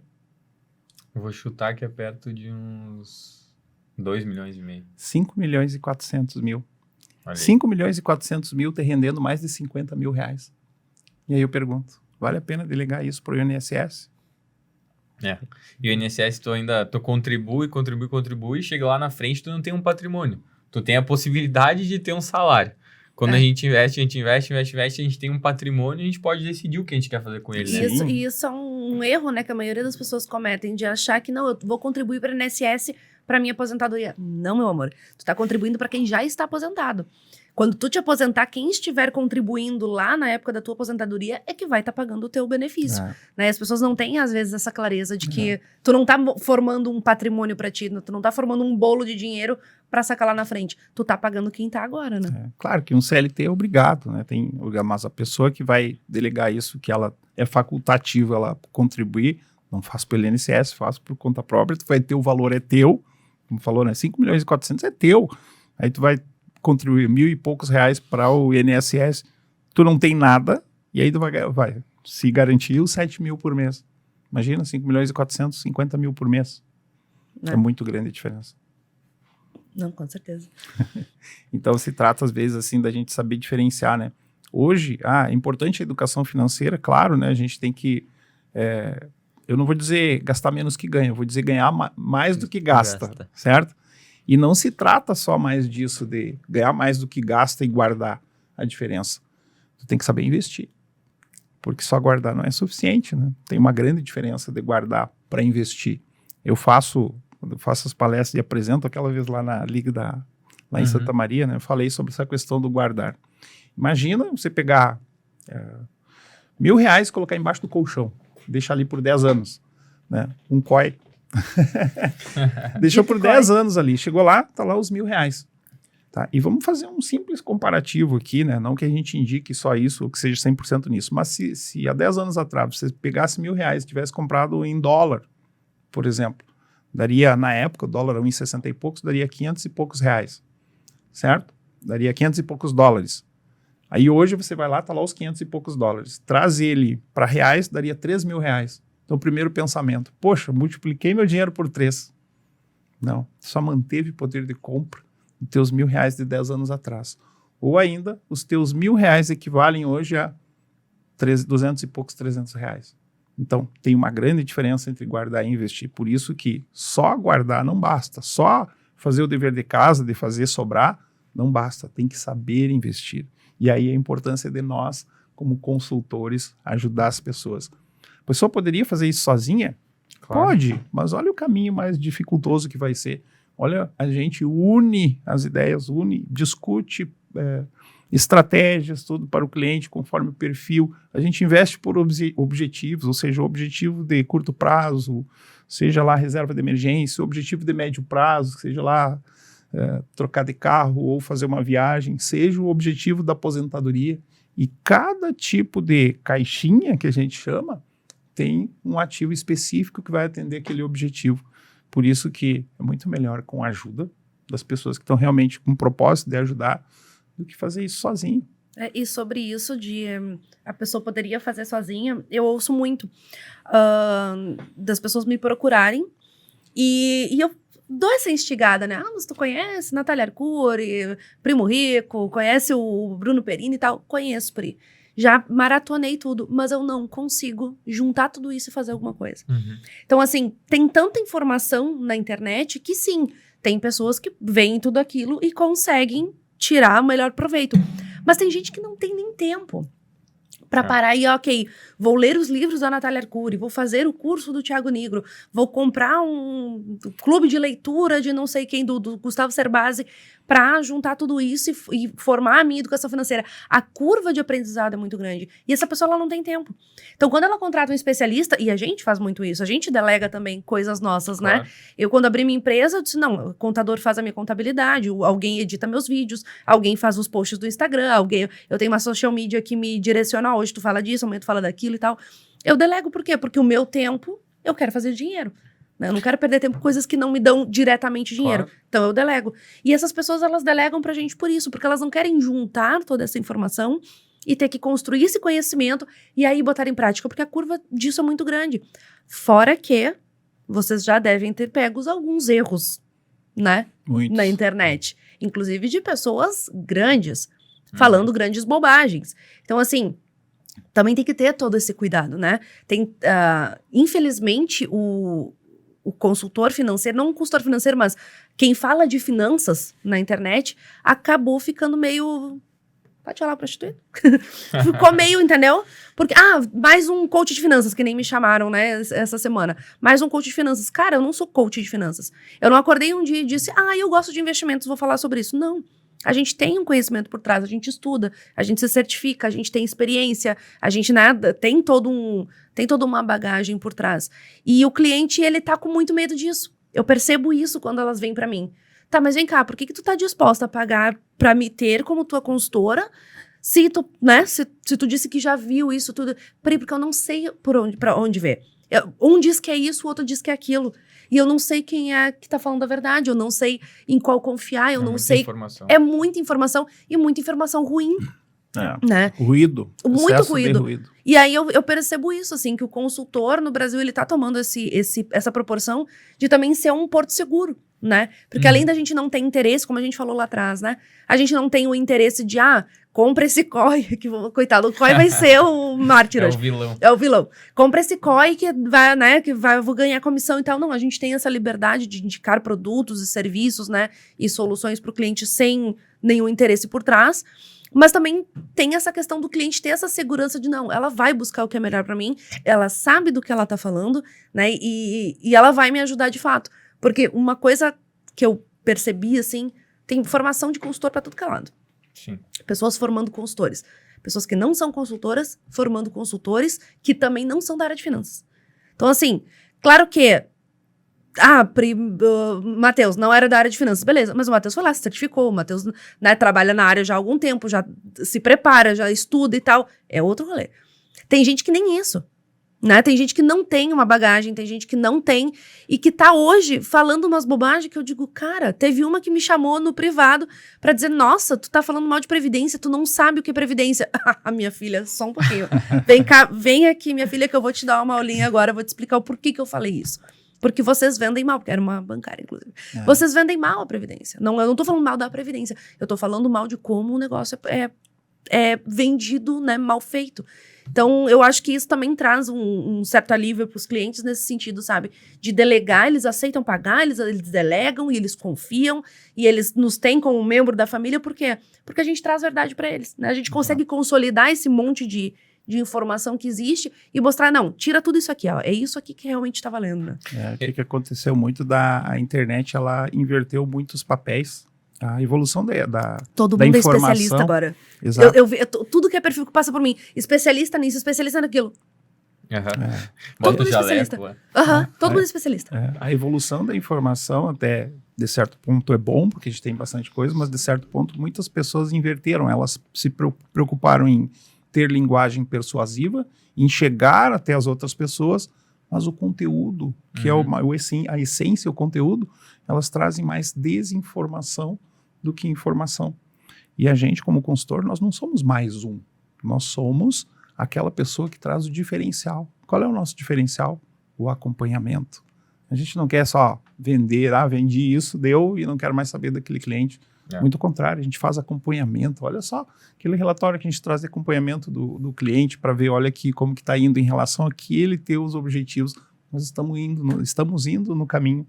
Então, eu acredito que o grande diferencial nosso como consultores É o acompanhamento. E não só na questão de investimentos, mas como a gente estava falando sobre aquisição de bens, por exemplo. Todos os gurus de internet dizem, não compre, alugue. Não compre, alugue. Não, mas só um pouquinho. Se para a pessoa é importante, porque a vida inteira, sei lá, tem uma questão de crença. A vida inteira ela foi nômade, né? A família se mudando, foi despejada. Ela sente aquela insegurança familiar. E ela tem condições de adquirir um imóvel hoje, por que eu não vou ajudar ela a facilitar isso? Você vai trazer segurança, vai trazer tranquilidade, vai trazer, né, aquela sensação de, ok, agora eu estou seguro, agora eu tenho um teto para os meus filhos, para minha família, agora eu estou tranquilo. Todas as decisões elas têm que ser tomadas com base na questão financeira, no planejamento, mas não é sempre uma decisão matemática, né? Tem que pesar... Não é só matemática. Tem que pesar as questões de vida, as crenças, os objetivos da pessoa para tomar a decisão. E o que vocês estavam falando de internet, de influenciadores, etc. Quando a gente começa a olhar na internet, a gente tem diversas pessoas defendendo uma estratégia, uma carteira de investimentos, e aí tem aquelas pessoas que começam seguindo uma pessoa, monta a carteira igual àquela. Aí depois de 2 meses ela decide comprar a carteira de ações da corretora X, depois muda para a corretora Y, e ela nunca consegue ter um resultado. Né? E no fim das contas eu acredito que não tem uma melhor estratégia de investimentos, mas aquela que a gente consegue seguir, que a gente consegue ficar confortável, dormir tranquilo, que nem o Anderson falou, e deixar ela em prática, né? E é isso que a gente busca fazer com os clientes. Olha, a gente tem uma estratégia aqui testada, conservadora, moderada, arrojada, conforme o teu perfil, mas que tu vai conseguir colocar ela em prática e a gente não vai ficar mudando, a gente não vai ficar alterando os ativos, etc., conforme o tempo, né? E aí eles perguntam, o cliente pergunta, né? Qual é que é a melhor estratégia, qual é o melhor objetivo? E eu respondo, a melhor estratégia é aquela que atende o teu objetivo. A melhor resposta. Qual o teu objetivo? Não, o objetivo é esse. Bom, então nós vamos traçar uma estratégia personalizada que vai atender o teu objetivo. Essa é a melhor estratégia. Agora, o que o outro falou, não, porque o fulano falou isso. Perfeito, isso pode ser bom até para ele. Né? Para você, atende ou não atende? Não faz muito sentido. Então, a melhor é que atende o teu objetivo. O pessoal quer ter a carteira do Barsi lá, que é 100% em ações de dividendos e o Barsi ganha R$1 milhão por dia. Sim, mas o Barsi, ele começou há 40 anos atrás, ele tem 5 bilhões de patrimônio no Brasil. É outra história. Né? Então, Todo mundo quer ser um Warren Buffett, né?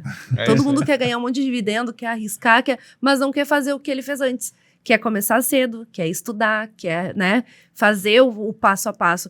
Como é que é? Ele se tornou 90%, 80% do patrimônio dele foi depois de 60 anos. Sim. Então, assim, o cara, foram anos para ele chegar onde ele tá, né? E as pessoas querem enriquecer rápido.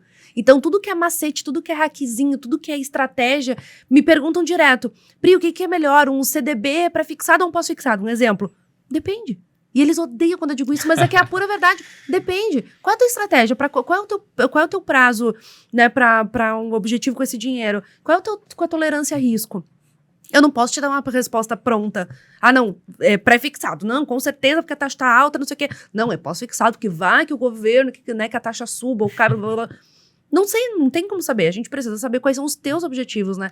E as pessoas não entenderam ainda isso, que o planejamento financeiro, que a estratégia de cada um é como se fosse uma impressão digital. Cada um tem o seu. A gente pode aqui, todo mundo aqui sabe de investimentos, todo mundo tem a sua especialidade, todo mundo, né, trabalhando na mesma área. Mas cada um vai ter uma interpretação, né? Eu trabalho com mulheres e foco mais na questão comportamental. O Anderson trabalha mais com empresários, né? O Antônio vai ter a carteira dele lá, ele vai também, né, ter uma carteira mais voltada para algum lado. O Matheus acho que é mais diversificado, né? O Matheus tem um pouco de tudo. Então, a gente fala da mesma coisa, a gente tem praticamente, né, as mesmas experiências, enfim, os mesmos a gente consome os mesmos lugares, as mesmas coisas, e cada um tem a sua personalidade, né? Mas as pessoas não entendem isso, elas querem ter dinheiro rápido, elas querem resolver as coisas rápido, mas sem passar pelo processo, sem passar pelo aprendizado, sem passar pela curva, né, de como eu vou sair daqui do ponto A para chegar no ponto B, né? E é muito mais fácil na internet vender uma carteira de ações, robô de trade, uma estratégia de criptomoedas do que um planejamento financeiro, uma estratégia que vai pensar nos teus objetivos, né? Não é tão sexy assim para te vender na internet. Não é atrativo. Não é sedutor tu dizer, não, vamos pensar que nem Eu senti a tristeza na voz do Antônio quando ele disse assim, eu não penso na minha aposentadoria. Tipo, não tô pensando nisso, eu tô pensando em fazer dinheiro, em trabalhar e tal. Mas tem gente que de fato é assim, não, eu não quero falar de aposentadoria. Teve uma das minhas primeiras clientes, eu cruzei com essa questão dela, que eu não, vamos falar de aposentadoria, independência financeira e tal. E ela, não. Eu quero viajar todo ano, eu quero gastar todo o meu dinheiro, todo ano viajando. E eu queria uma coisa pra ela e ela queria outra, entendeu? Então, assim, é tu entender o que a pessoa quer, né? E tu não vender o que ela não precisa, né? E isso, sinceramente, eu acho que esses caras de internet, eles fazem isso. Eles vendem o que as pessoas não precisam. Eu não preciso ganhar dinheiro rápido, porque dinheiro que vem rápido, vai rápido. E investir não é nada sexy, é até monótono. Se tu vai investir... É chato! É monótono, por quê? Porque a gente foi lá, traçou a estratégia e agora tem que deixar o tempo passar. E é muito comum, né? Aquela pessoa, não, esse aqui é meu plano de aposentadoria, perfeito, eu não vou mexer daqui a X tempo, menos de 10 anos não quero mexer. Aí passou o primeiro mês, ela olha a rentabilidade.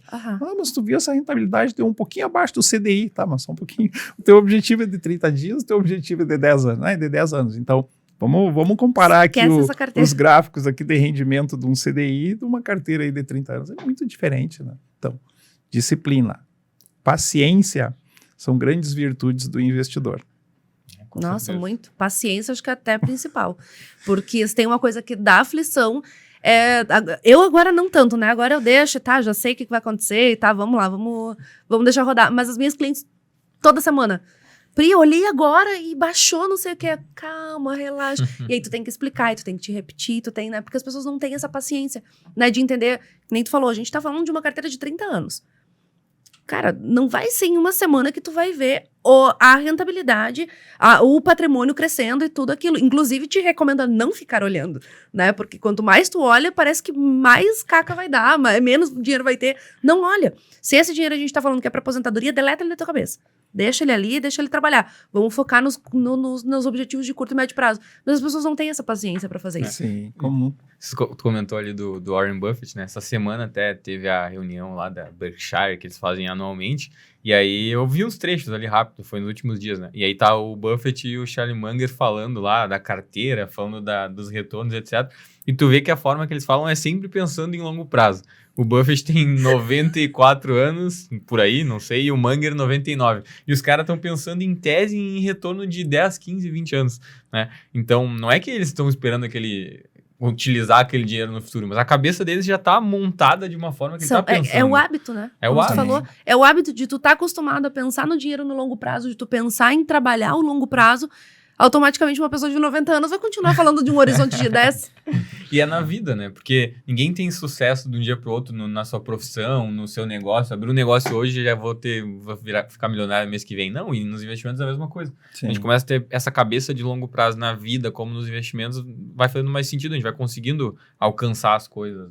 Né? E quando a gente fala de longo prazo, cabe a gente trazer à tona aqui a questão da previdência. Porque é um assunto que é muito pouco conhecido e que foi muito mal vendido, né? Na questão dos bancos, né? Eu fui um que sempre critiquei previdência, por quê? Porque cada vez que um cliente me trazia um extrato de uma previdência contratada por um banco, não acompanhava nem o CDI. Né? Agora, há exceções, há grandes exceções para que a previdência atende bastante, né? E as pessoas não sabem, né? Que a previdência ela tem duas fases.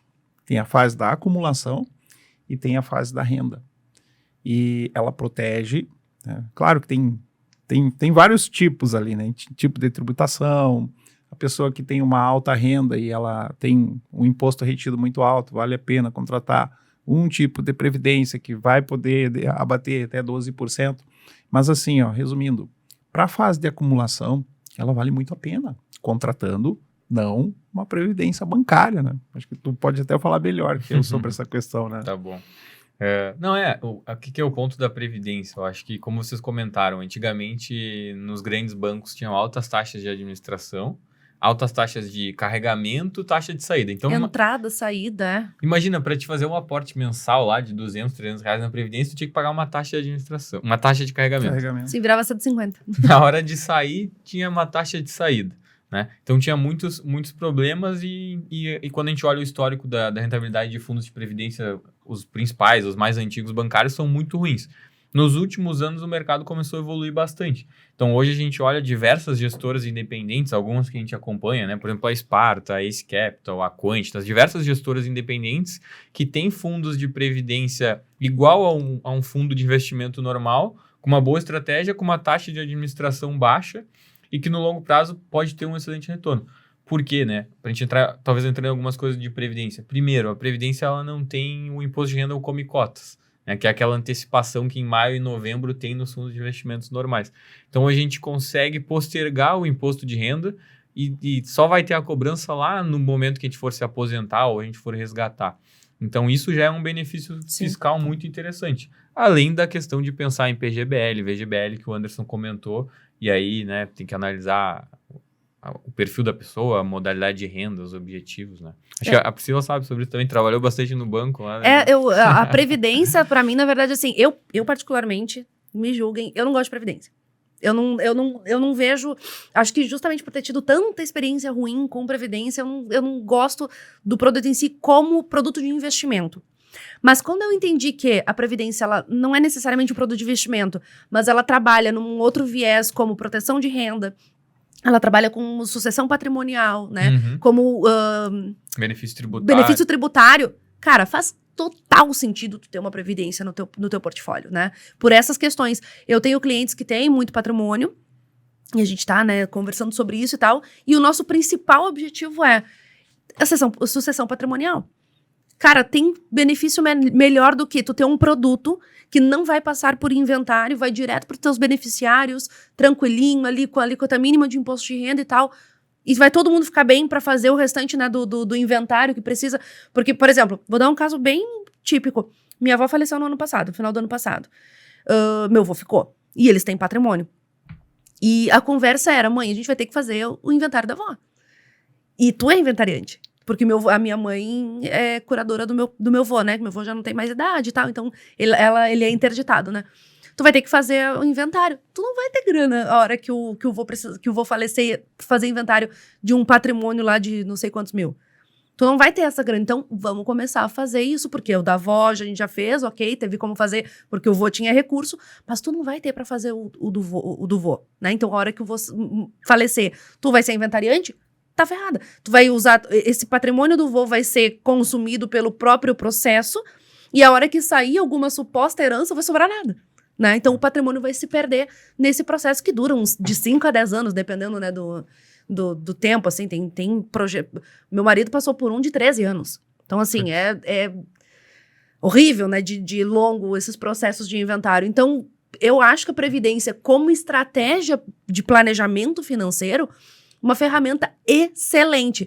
Mas como fundo de investimentos, ainda que tenham, né, produtos hoje que rentabilizem melhor e tal, eu ainda não gosto muito dela porque, de novo, a gente tem fundos de renda fixa, por exemplo, com liquidez diária, a gente tem fundos aí multimercado com D+15 que a gente pode sacar e tal, e não tem essa questão da tributação que pode ser, dependendo, né, da regressiva, progressiva, dependendo do que o cliente escolher, simples. Tu pode acabar tendo um desconto maior de imposto, né, se tu resgatar antes, enfim. Então, eu acho que complicaria a vida do cliente pensando em diversificação de carteira. Mas como ferramenta de planejamento, pensando na questão, né, do 360, o cliente tem que ter previdência na carteira, com certeza. Sim, e uma das coisas que eu não opto, né, tem as duas fases, né, da acumulação e da questão da renda, né. Acumulou, se planeja acumular, jamais utilizar aquela renda. Por quê? Porque vamos dizer que a pessoa juntou R$1 milhão, certo? Ela tem duas opções. Ela pode sacar 1 milhão ou ela pode querer uma renda vitalícia. Transformar em renda. Se ela for transformar em renda, me corrijam aqui se eu estiver errado, mas hoje estão pagando 0,65. Então, sobre 1 milhão daria 6.500 por mês, correto? Quanto que paga hoje um 100%? Já paga mais que isso. E outra, se você optou em viver da renda vitalícia, aquele 1 milhão não é mais teu. Tá? E se caso, dali a 10 meses a pessoa venha a faltar, ela recebeu 65 mil e deixou 1 milhão com a seguradora, né? Porque Previdência é um produto da seguradora. Agora, se ela resolveu sacar, né? Ela tem 1 milhão que é dela e já está pagando mais. Ah, vai ter imposto. Claro, mas se ela deixou bem programado, ela já vai pagar um imposto menor, né? Se for uma regressiva, vai pagar 10%, certo? Então, aí vale a pena, né? Então, há exceções que a Previdência vale a pena, que foi o caso que tu falou. Nesse caso da acumulação, na fase de acumulação vale muito a pena também, né?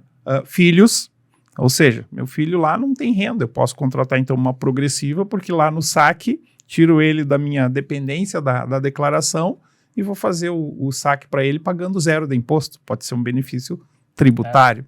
E outra coisa que eu acho interessante da Previdência é que, principalmente para quem não tem disciplina em investir, a Previdência pode ser muito interessante, porque na maioria dos bancos, das seguradoras, nas corretoras, a gente faz a Previdência através de um débito em conta, até no cartão de crédito tem hoje em dia. Então, a Previdência te ajuda na disciplina de fazer os aportes mensais e alcançar o teu objetivo.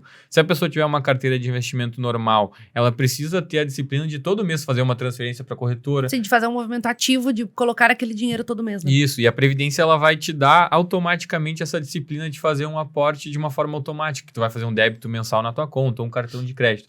E para muitas pessoas, isso pode ser a solução. Porque muita gente, como você sabe, né? A gente conhece muita gente, clientes, etc., que não consegue cumprir o plano de fazer aportes mensais. E a Previdência vai mais ou menos forçar ele a fazer isso.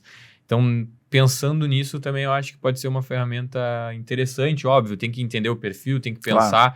Entra o papel do consultor na hora da pessoa entender se ela vai transformar em renda, se vai ser renda temporária, vai ser renda vitalícia, se ela vai resgatar. Então, são vários detalhes que se uma pessoa simplesmente entrar no site da corretora, filtrar lá os fundos que estão rendendo mais e sair comprando e investindo, provavelmente na hora que ela for se aposentar, ela vai ter algum problema, né? Mais uma vez, entra a importância de ter uma consultoria, né? Uma ajuda de alguém que sabe para entender a realidade dela e adequar, né? Poxa, se é para sucessão, vale a pena. Poxa, eu estou pensando em deixar um patrimônio para os filhos. Vale muito a pena contratar, então, uma previdência para esse caso aí, né? E outra coisa que é muito bacana comentar é que é como as pessoas têm o primeiro contato com investimentos, né? Como a Priscila falou, né? Trabalhou em banco já, e muitos desses casos, assim, grande parte da população é enraizada na questão dos grandes bancos, né? Está muito concentrado nos grandes bancos. E quando está lá o gerente bancário apresentando para a primeira vez para aquela pessoa, às vezes ele pensa só no interesse próprio e vende algo pensando na comissão, não pensando no bem para o cliente. Então a pessoa acaba tendo uma experiência ruim, traumatizante, e acaba nunca mais voltando a investir por essa primeira péssima experiência. E, como falaram, a Previdência foi um problema muito grande nos grandes bancos, assim, que foi oferecido algo que não era exclusivamente para o cliente, era alguma modalidade ali, PGBL, VGBL. Era para bater meta. Era para bater meta, exato. Então, não foi algo, por muitos anos, né? personalizado. E não só isso, eu estava desenvolvendo um estudo lá, que é a questão dos 10 maiores fundos de investimento com os maiores cotistas, né? E o resultado é impressionante, porque nenhum deles, né, batem o benchmark. Então, não batem CDI, não batem Ibovespa.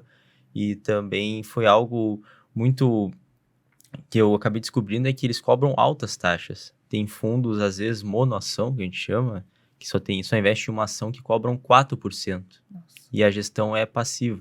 Imagina. Então, tu vê, tá lá o gerente oferecendo e o cliente vai lá sem ter muita experiência, compra, mas não sabe, né? Que o fundo está recebendo 4% de taxa de administração e por essa taxa ele não consegue bater o benchmark. E numa gestão passiva ainda. Passiva ainda, que não tá lá. Nada.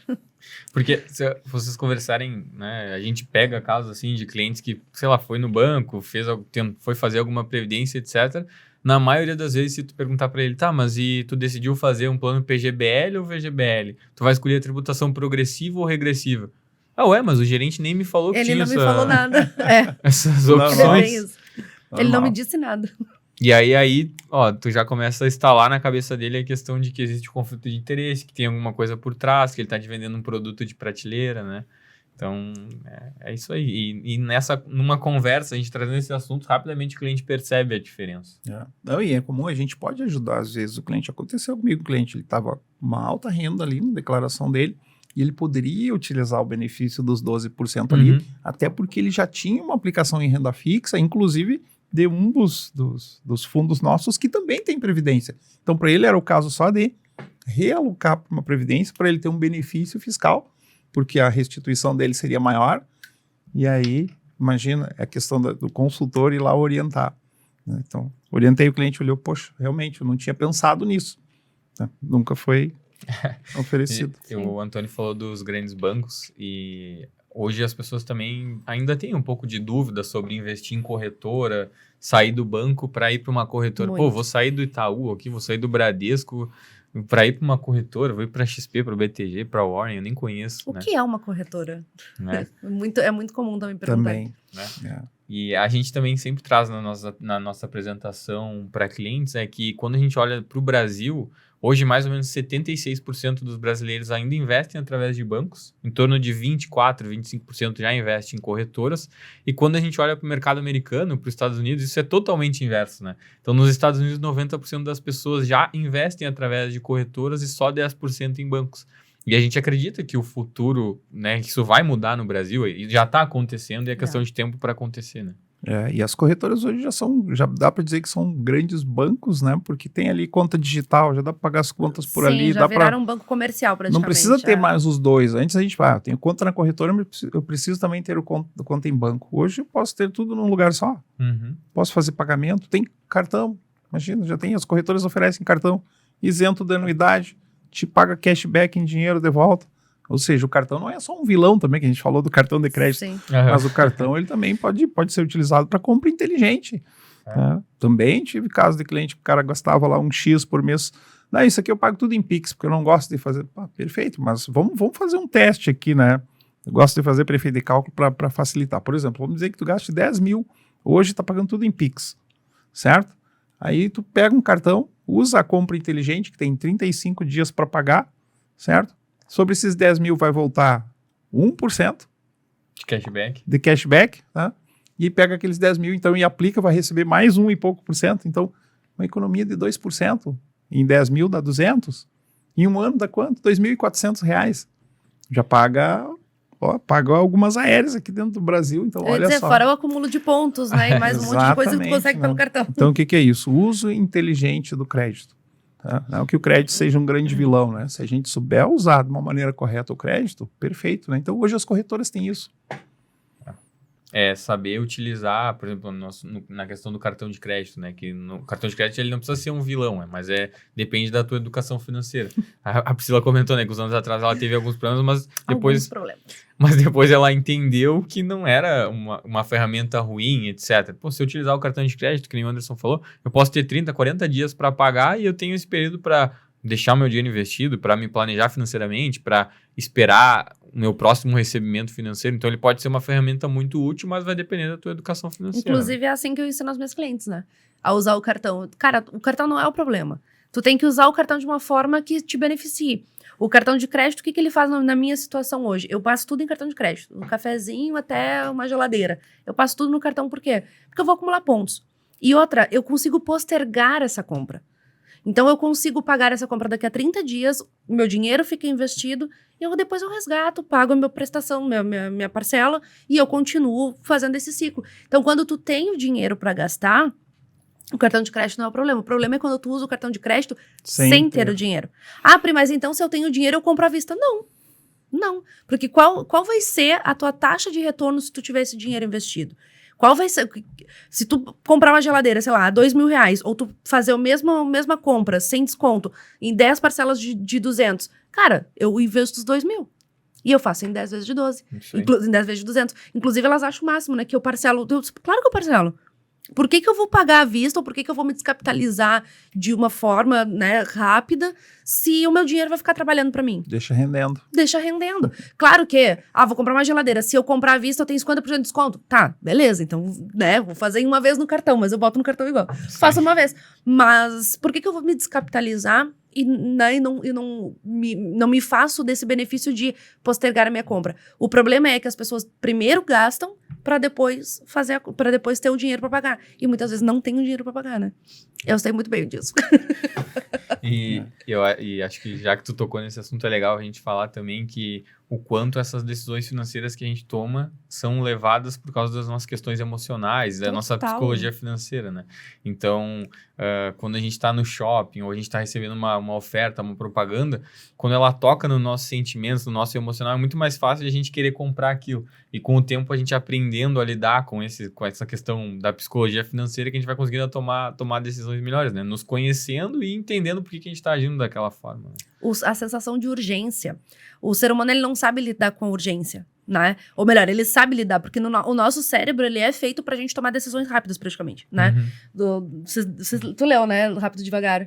Sim, sim. O Daniel Kahneman, ele fala, né, que a gente tem esses dois sistemas, sistema 1 e sistema 2, que um a gente, né, usa no dia a dia, né, a gente usa sem pensar. Eu tô piscando, é meu sistema 1, porque eu não preciso pensar, eu pisco porque é uma coisa instintiva.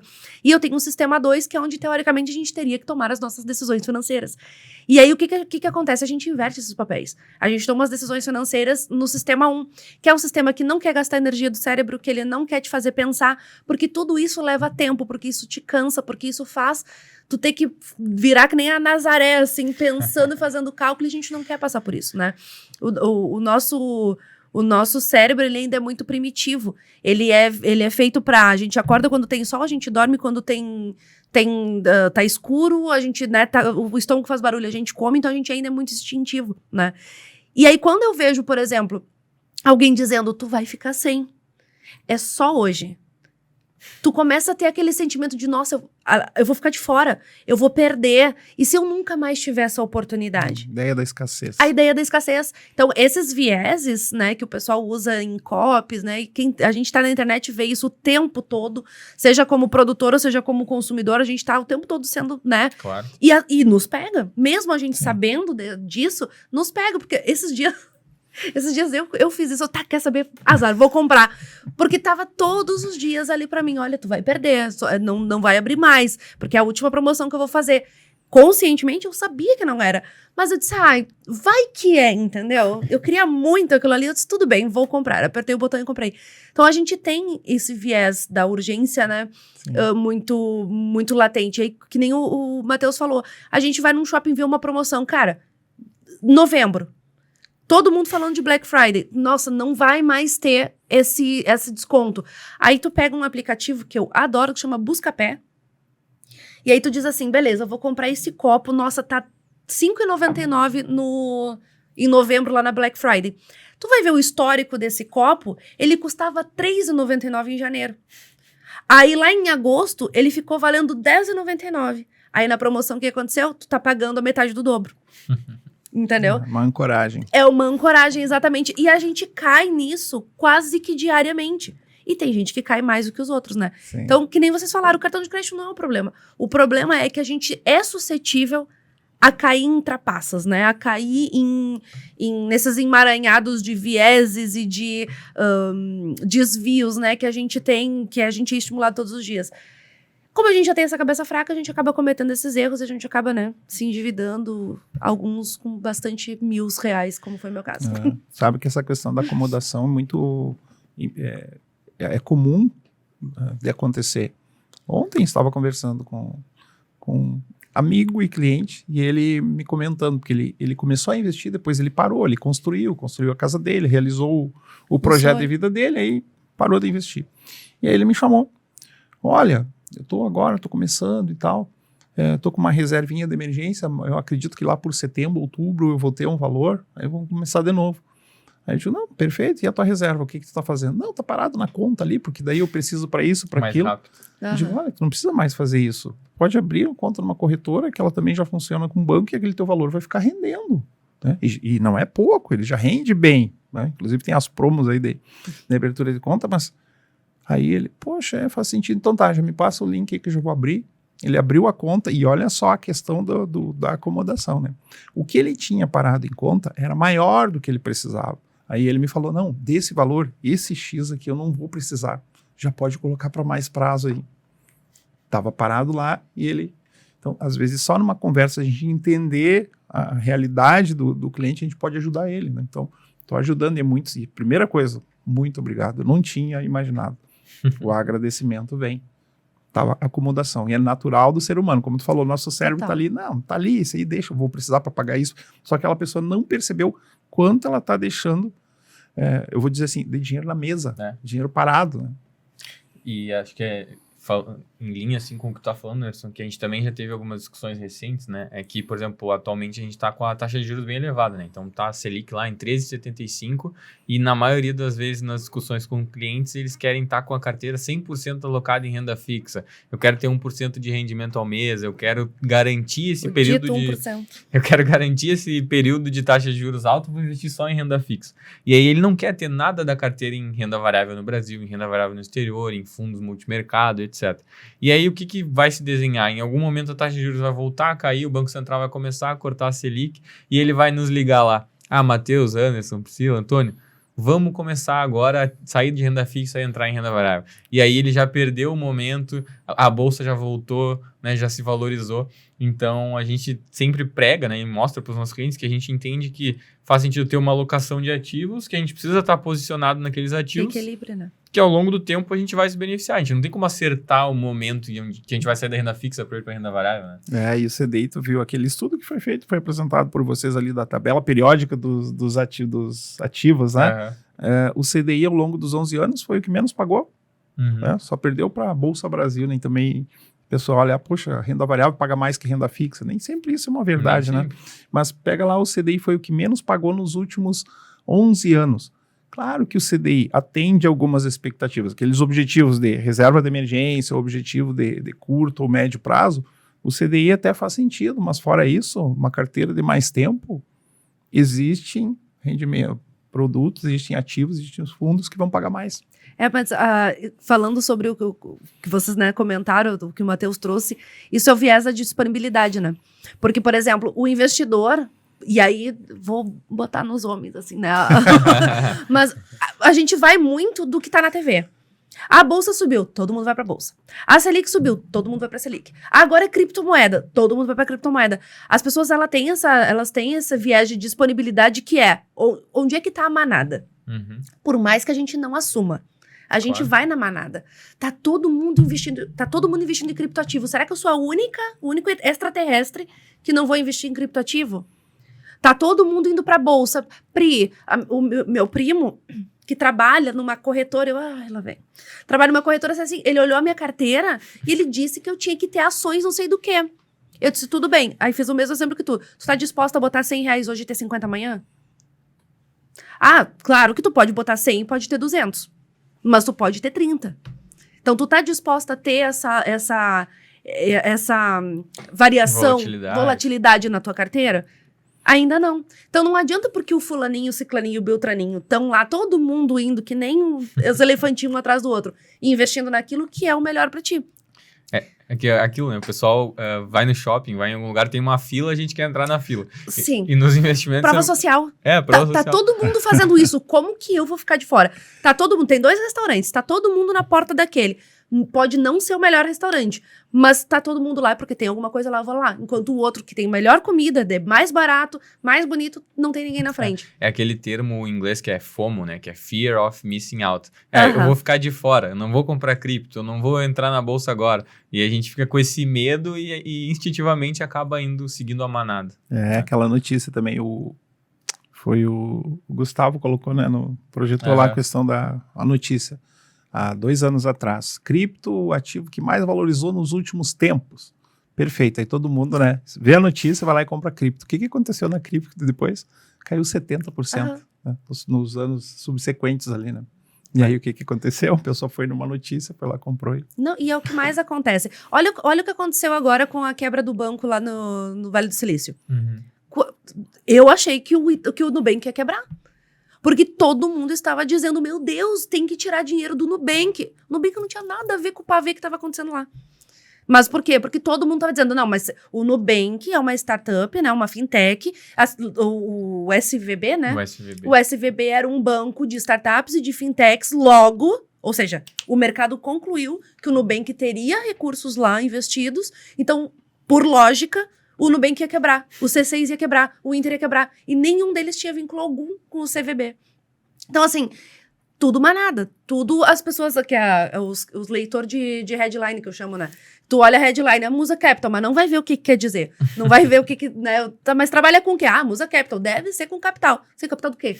Né? E tu vê a notícia uma vez, 2 vezes, 3 vezes. Na quarta parece que já é verdade. Tu vira intrínseco em ti e tu entende que não, isso aqui é uma verdade e eu vou replicar. Aí começa fake news. Vou replicar isso aqui. E aí a galera entra nesse movimento de manada, né? É uma luta pra mim diária, assim, de... Olha, não é porque o fulaninho lá, teu irmão, teu primo... que tá trabalhando numa corretora, disse que isso aqui é bom, que necessariamente é bom pra ti. Não é que não seja bom. Talvez não seja bom pra ti, mas o efeito manada tá aí e não sei como é que a gente vai lutar contra ele. Foi muito legal vocês tocarem nesse ponto de notícias, porque eu fiz um artigo recentemente falando como as notícias impactam nos investimentos. E aí eu dei vários exemplos, Tem né? que divulgar isso aí.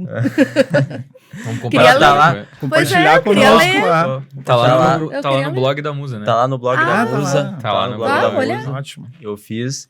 E aí eu até comecei a dissertar falando que se uma pessoa, assim, como nós, né, assim, a gente vive no meio, então, claro, é sempre importante a gente estar se informando. Tal notícia vai acontecer, o Banco Central está com tendência de queda, tudo mais.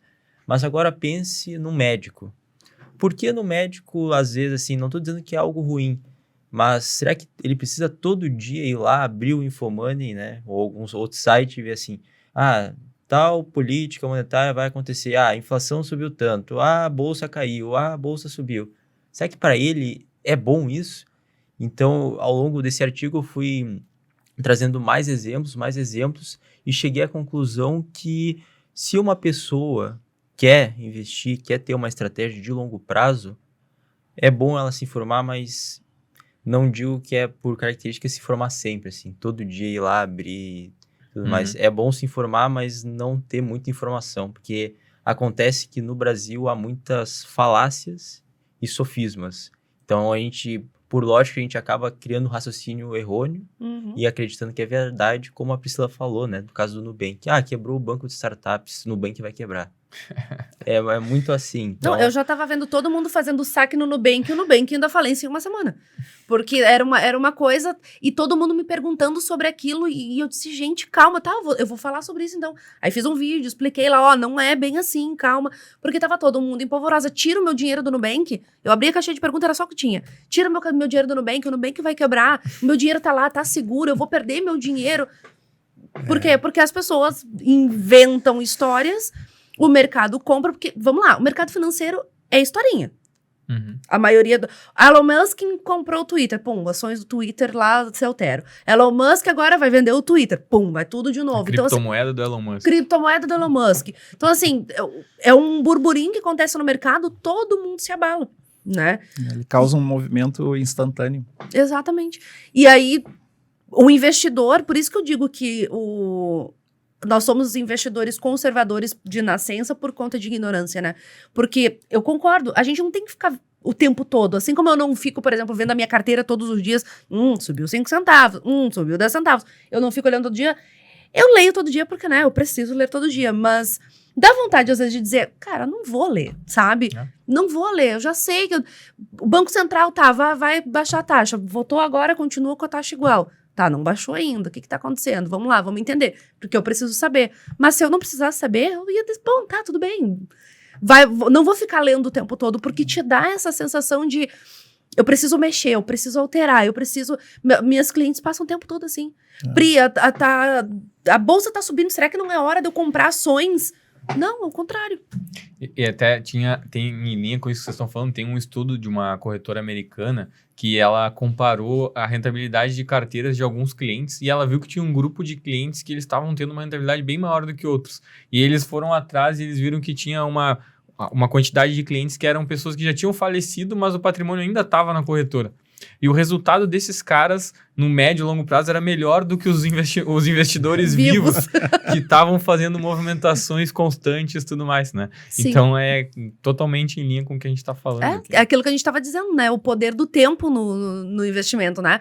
O Anderson começou lá com 50 e 50, né? Dele e da esposa, hoje tem o patrimônio dele. Mas começou. Sim. E começou o quê? Há 20 anos atrás, sei lá, começou um tempão atrás. Começou fazendo, foi devagarinho, e hoje tem o patrimônio. Esse menino vai ser milionário antes da gente, entendeu? Próximo Começou com 18 anos. Eu já tinha quase 30. Comecei a investir, né? Comecei ali de pouquinho também. Então, demorei muito pra chegar no patrimônio que eu tenho hoje. Esse menino vai, entendeu? Ele vai dar um banho na gente logo. É isso aí. Vai passar o Mansa Musa lá. E olha como tem assunto pra gente discutir. A gente ficaria uma noite aqui, né? Total. Já passou nossas 2 horas aí, já. Mas é importante, né? Esse bate-papo nosso que valeu a pena da gente estar aqui trocando essa ideia, essas experiências, né? Trazendo algo em comum com os clientes têm, trazendo muita informação, porque olha quanta coisa a gente trouxe aqui que muitos clientes aí até não sabem, mas hoje estão escutando, poxa, valeu isso aqui que falou, e é muito provável que depois que a gente poste isso, vai colocar, olha aquilo que tu falou, me explica melhor sobre isso, me explica melhor sobre isso. É importante ter o acompanhamento, porque a gente procura sempre entender. Pode ser que aquele cliente não faça sentido ele estar escutando as notícias, mas olha nós em grupo, quanto a gente está estudando, olhando o patrimônio para ajudar o cliente a prosperar. É o nosso propósito, como você falou, né? Cada um de nós tem o nosso propósito. E a gente ama o que faz, né? Então, e é notório isso por quê? Pelos feedbacks que a gente recebe também dos clientes, né? Que, poxa, olha o quanto você me ajuda, olha o quanto você me ajuda. Os depoimentos que a gente recebe, né? Eu já acho mais que dá pra ver que a gente ama o que faz, porque tá todo mundo assim, ó. Todo mundo... Não, mas deixa eu complementar, deixa eu falar. Senão a gente nem ia ficar 2 horas falando Não aqui, ia. Antes da gente chegar aqui, né? O que a gente combinou? Não tem nada, é livre, né? E aí depois... Acho que faltou tempo. Faltou tempo. Falar tudo. Mas obrigado pelo convite aí. Valeu, nossa, obrigado mesmo. Muito obrigado. Valeu. Vamos repetir aí. Então, tá. Feito. Ai, meu Deus, e tem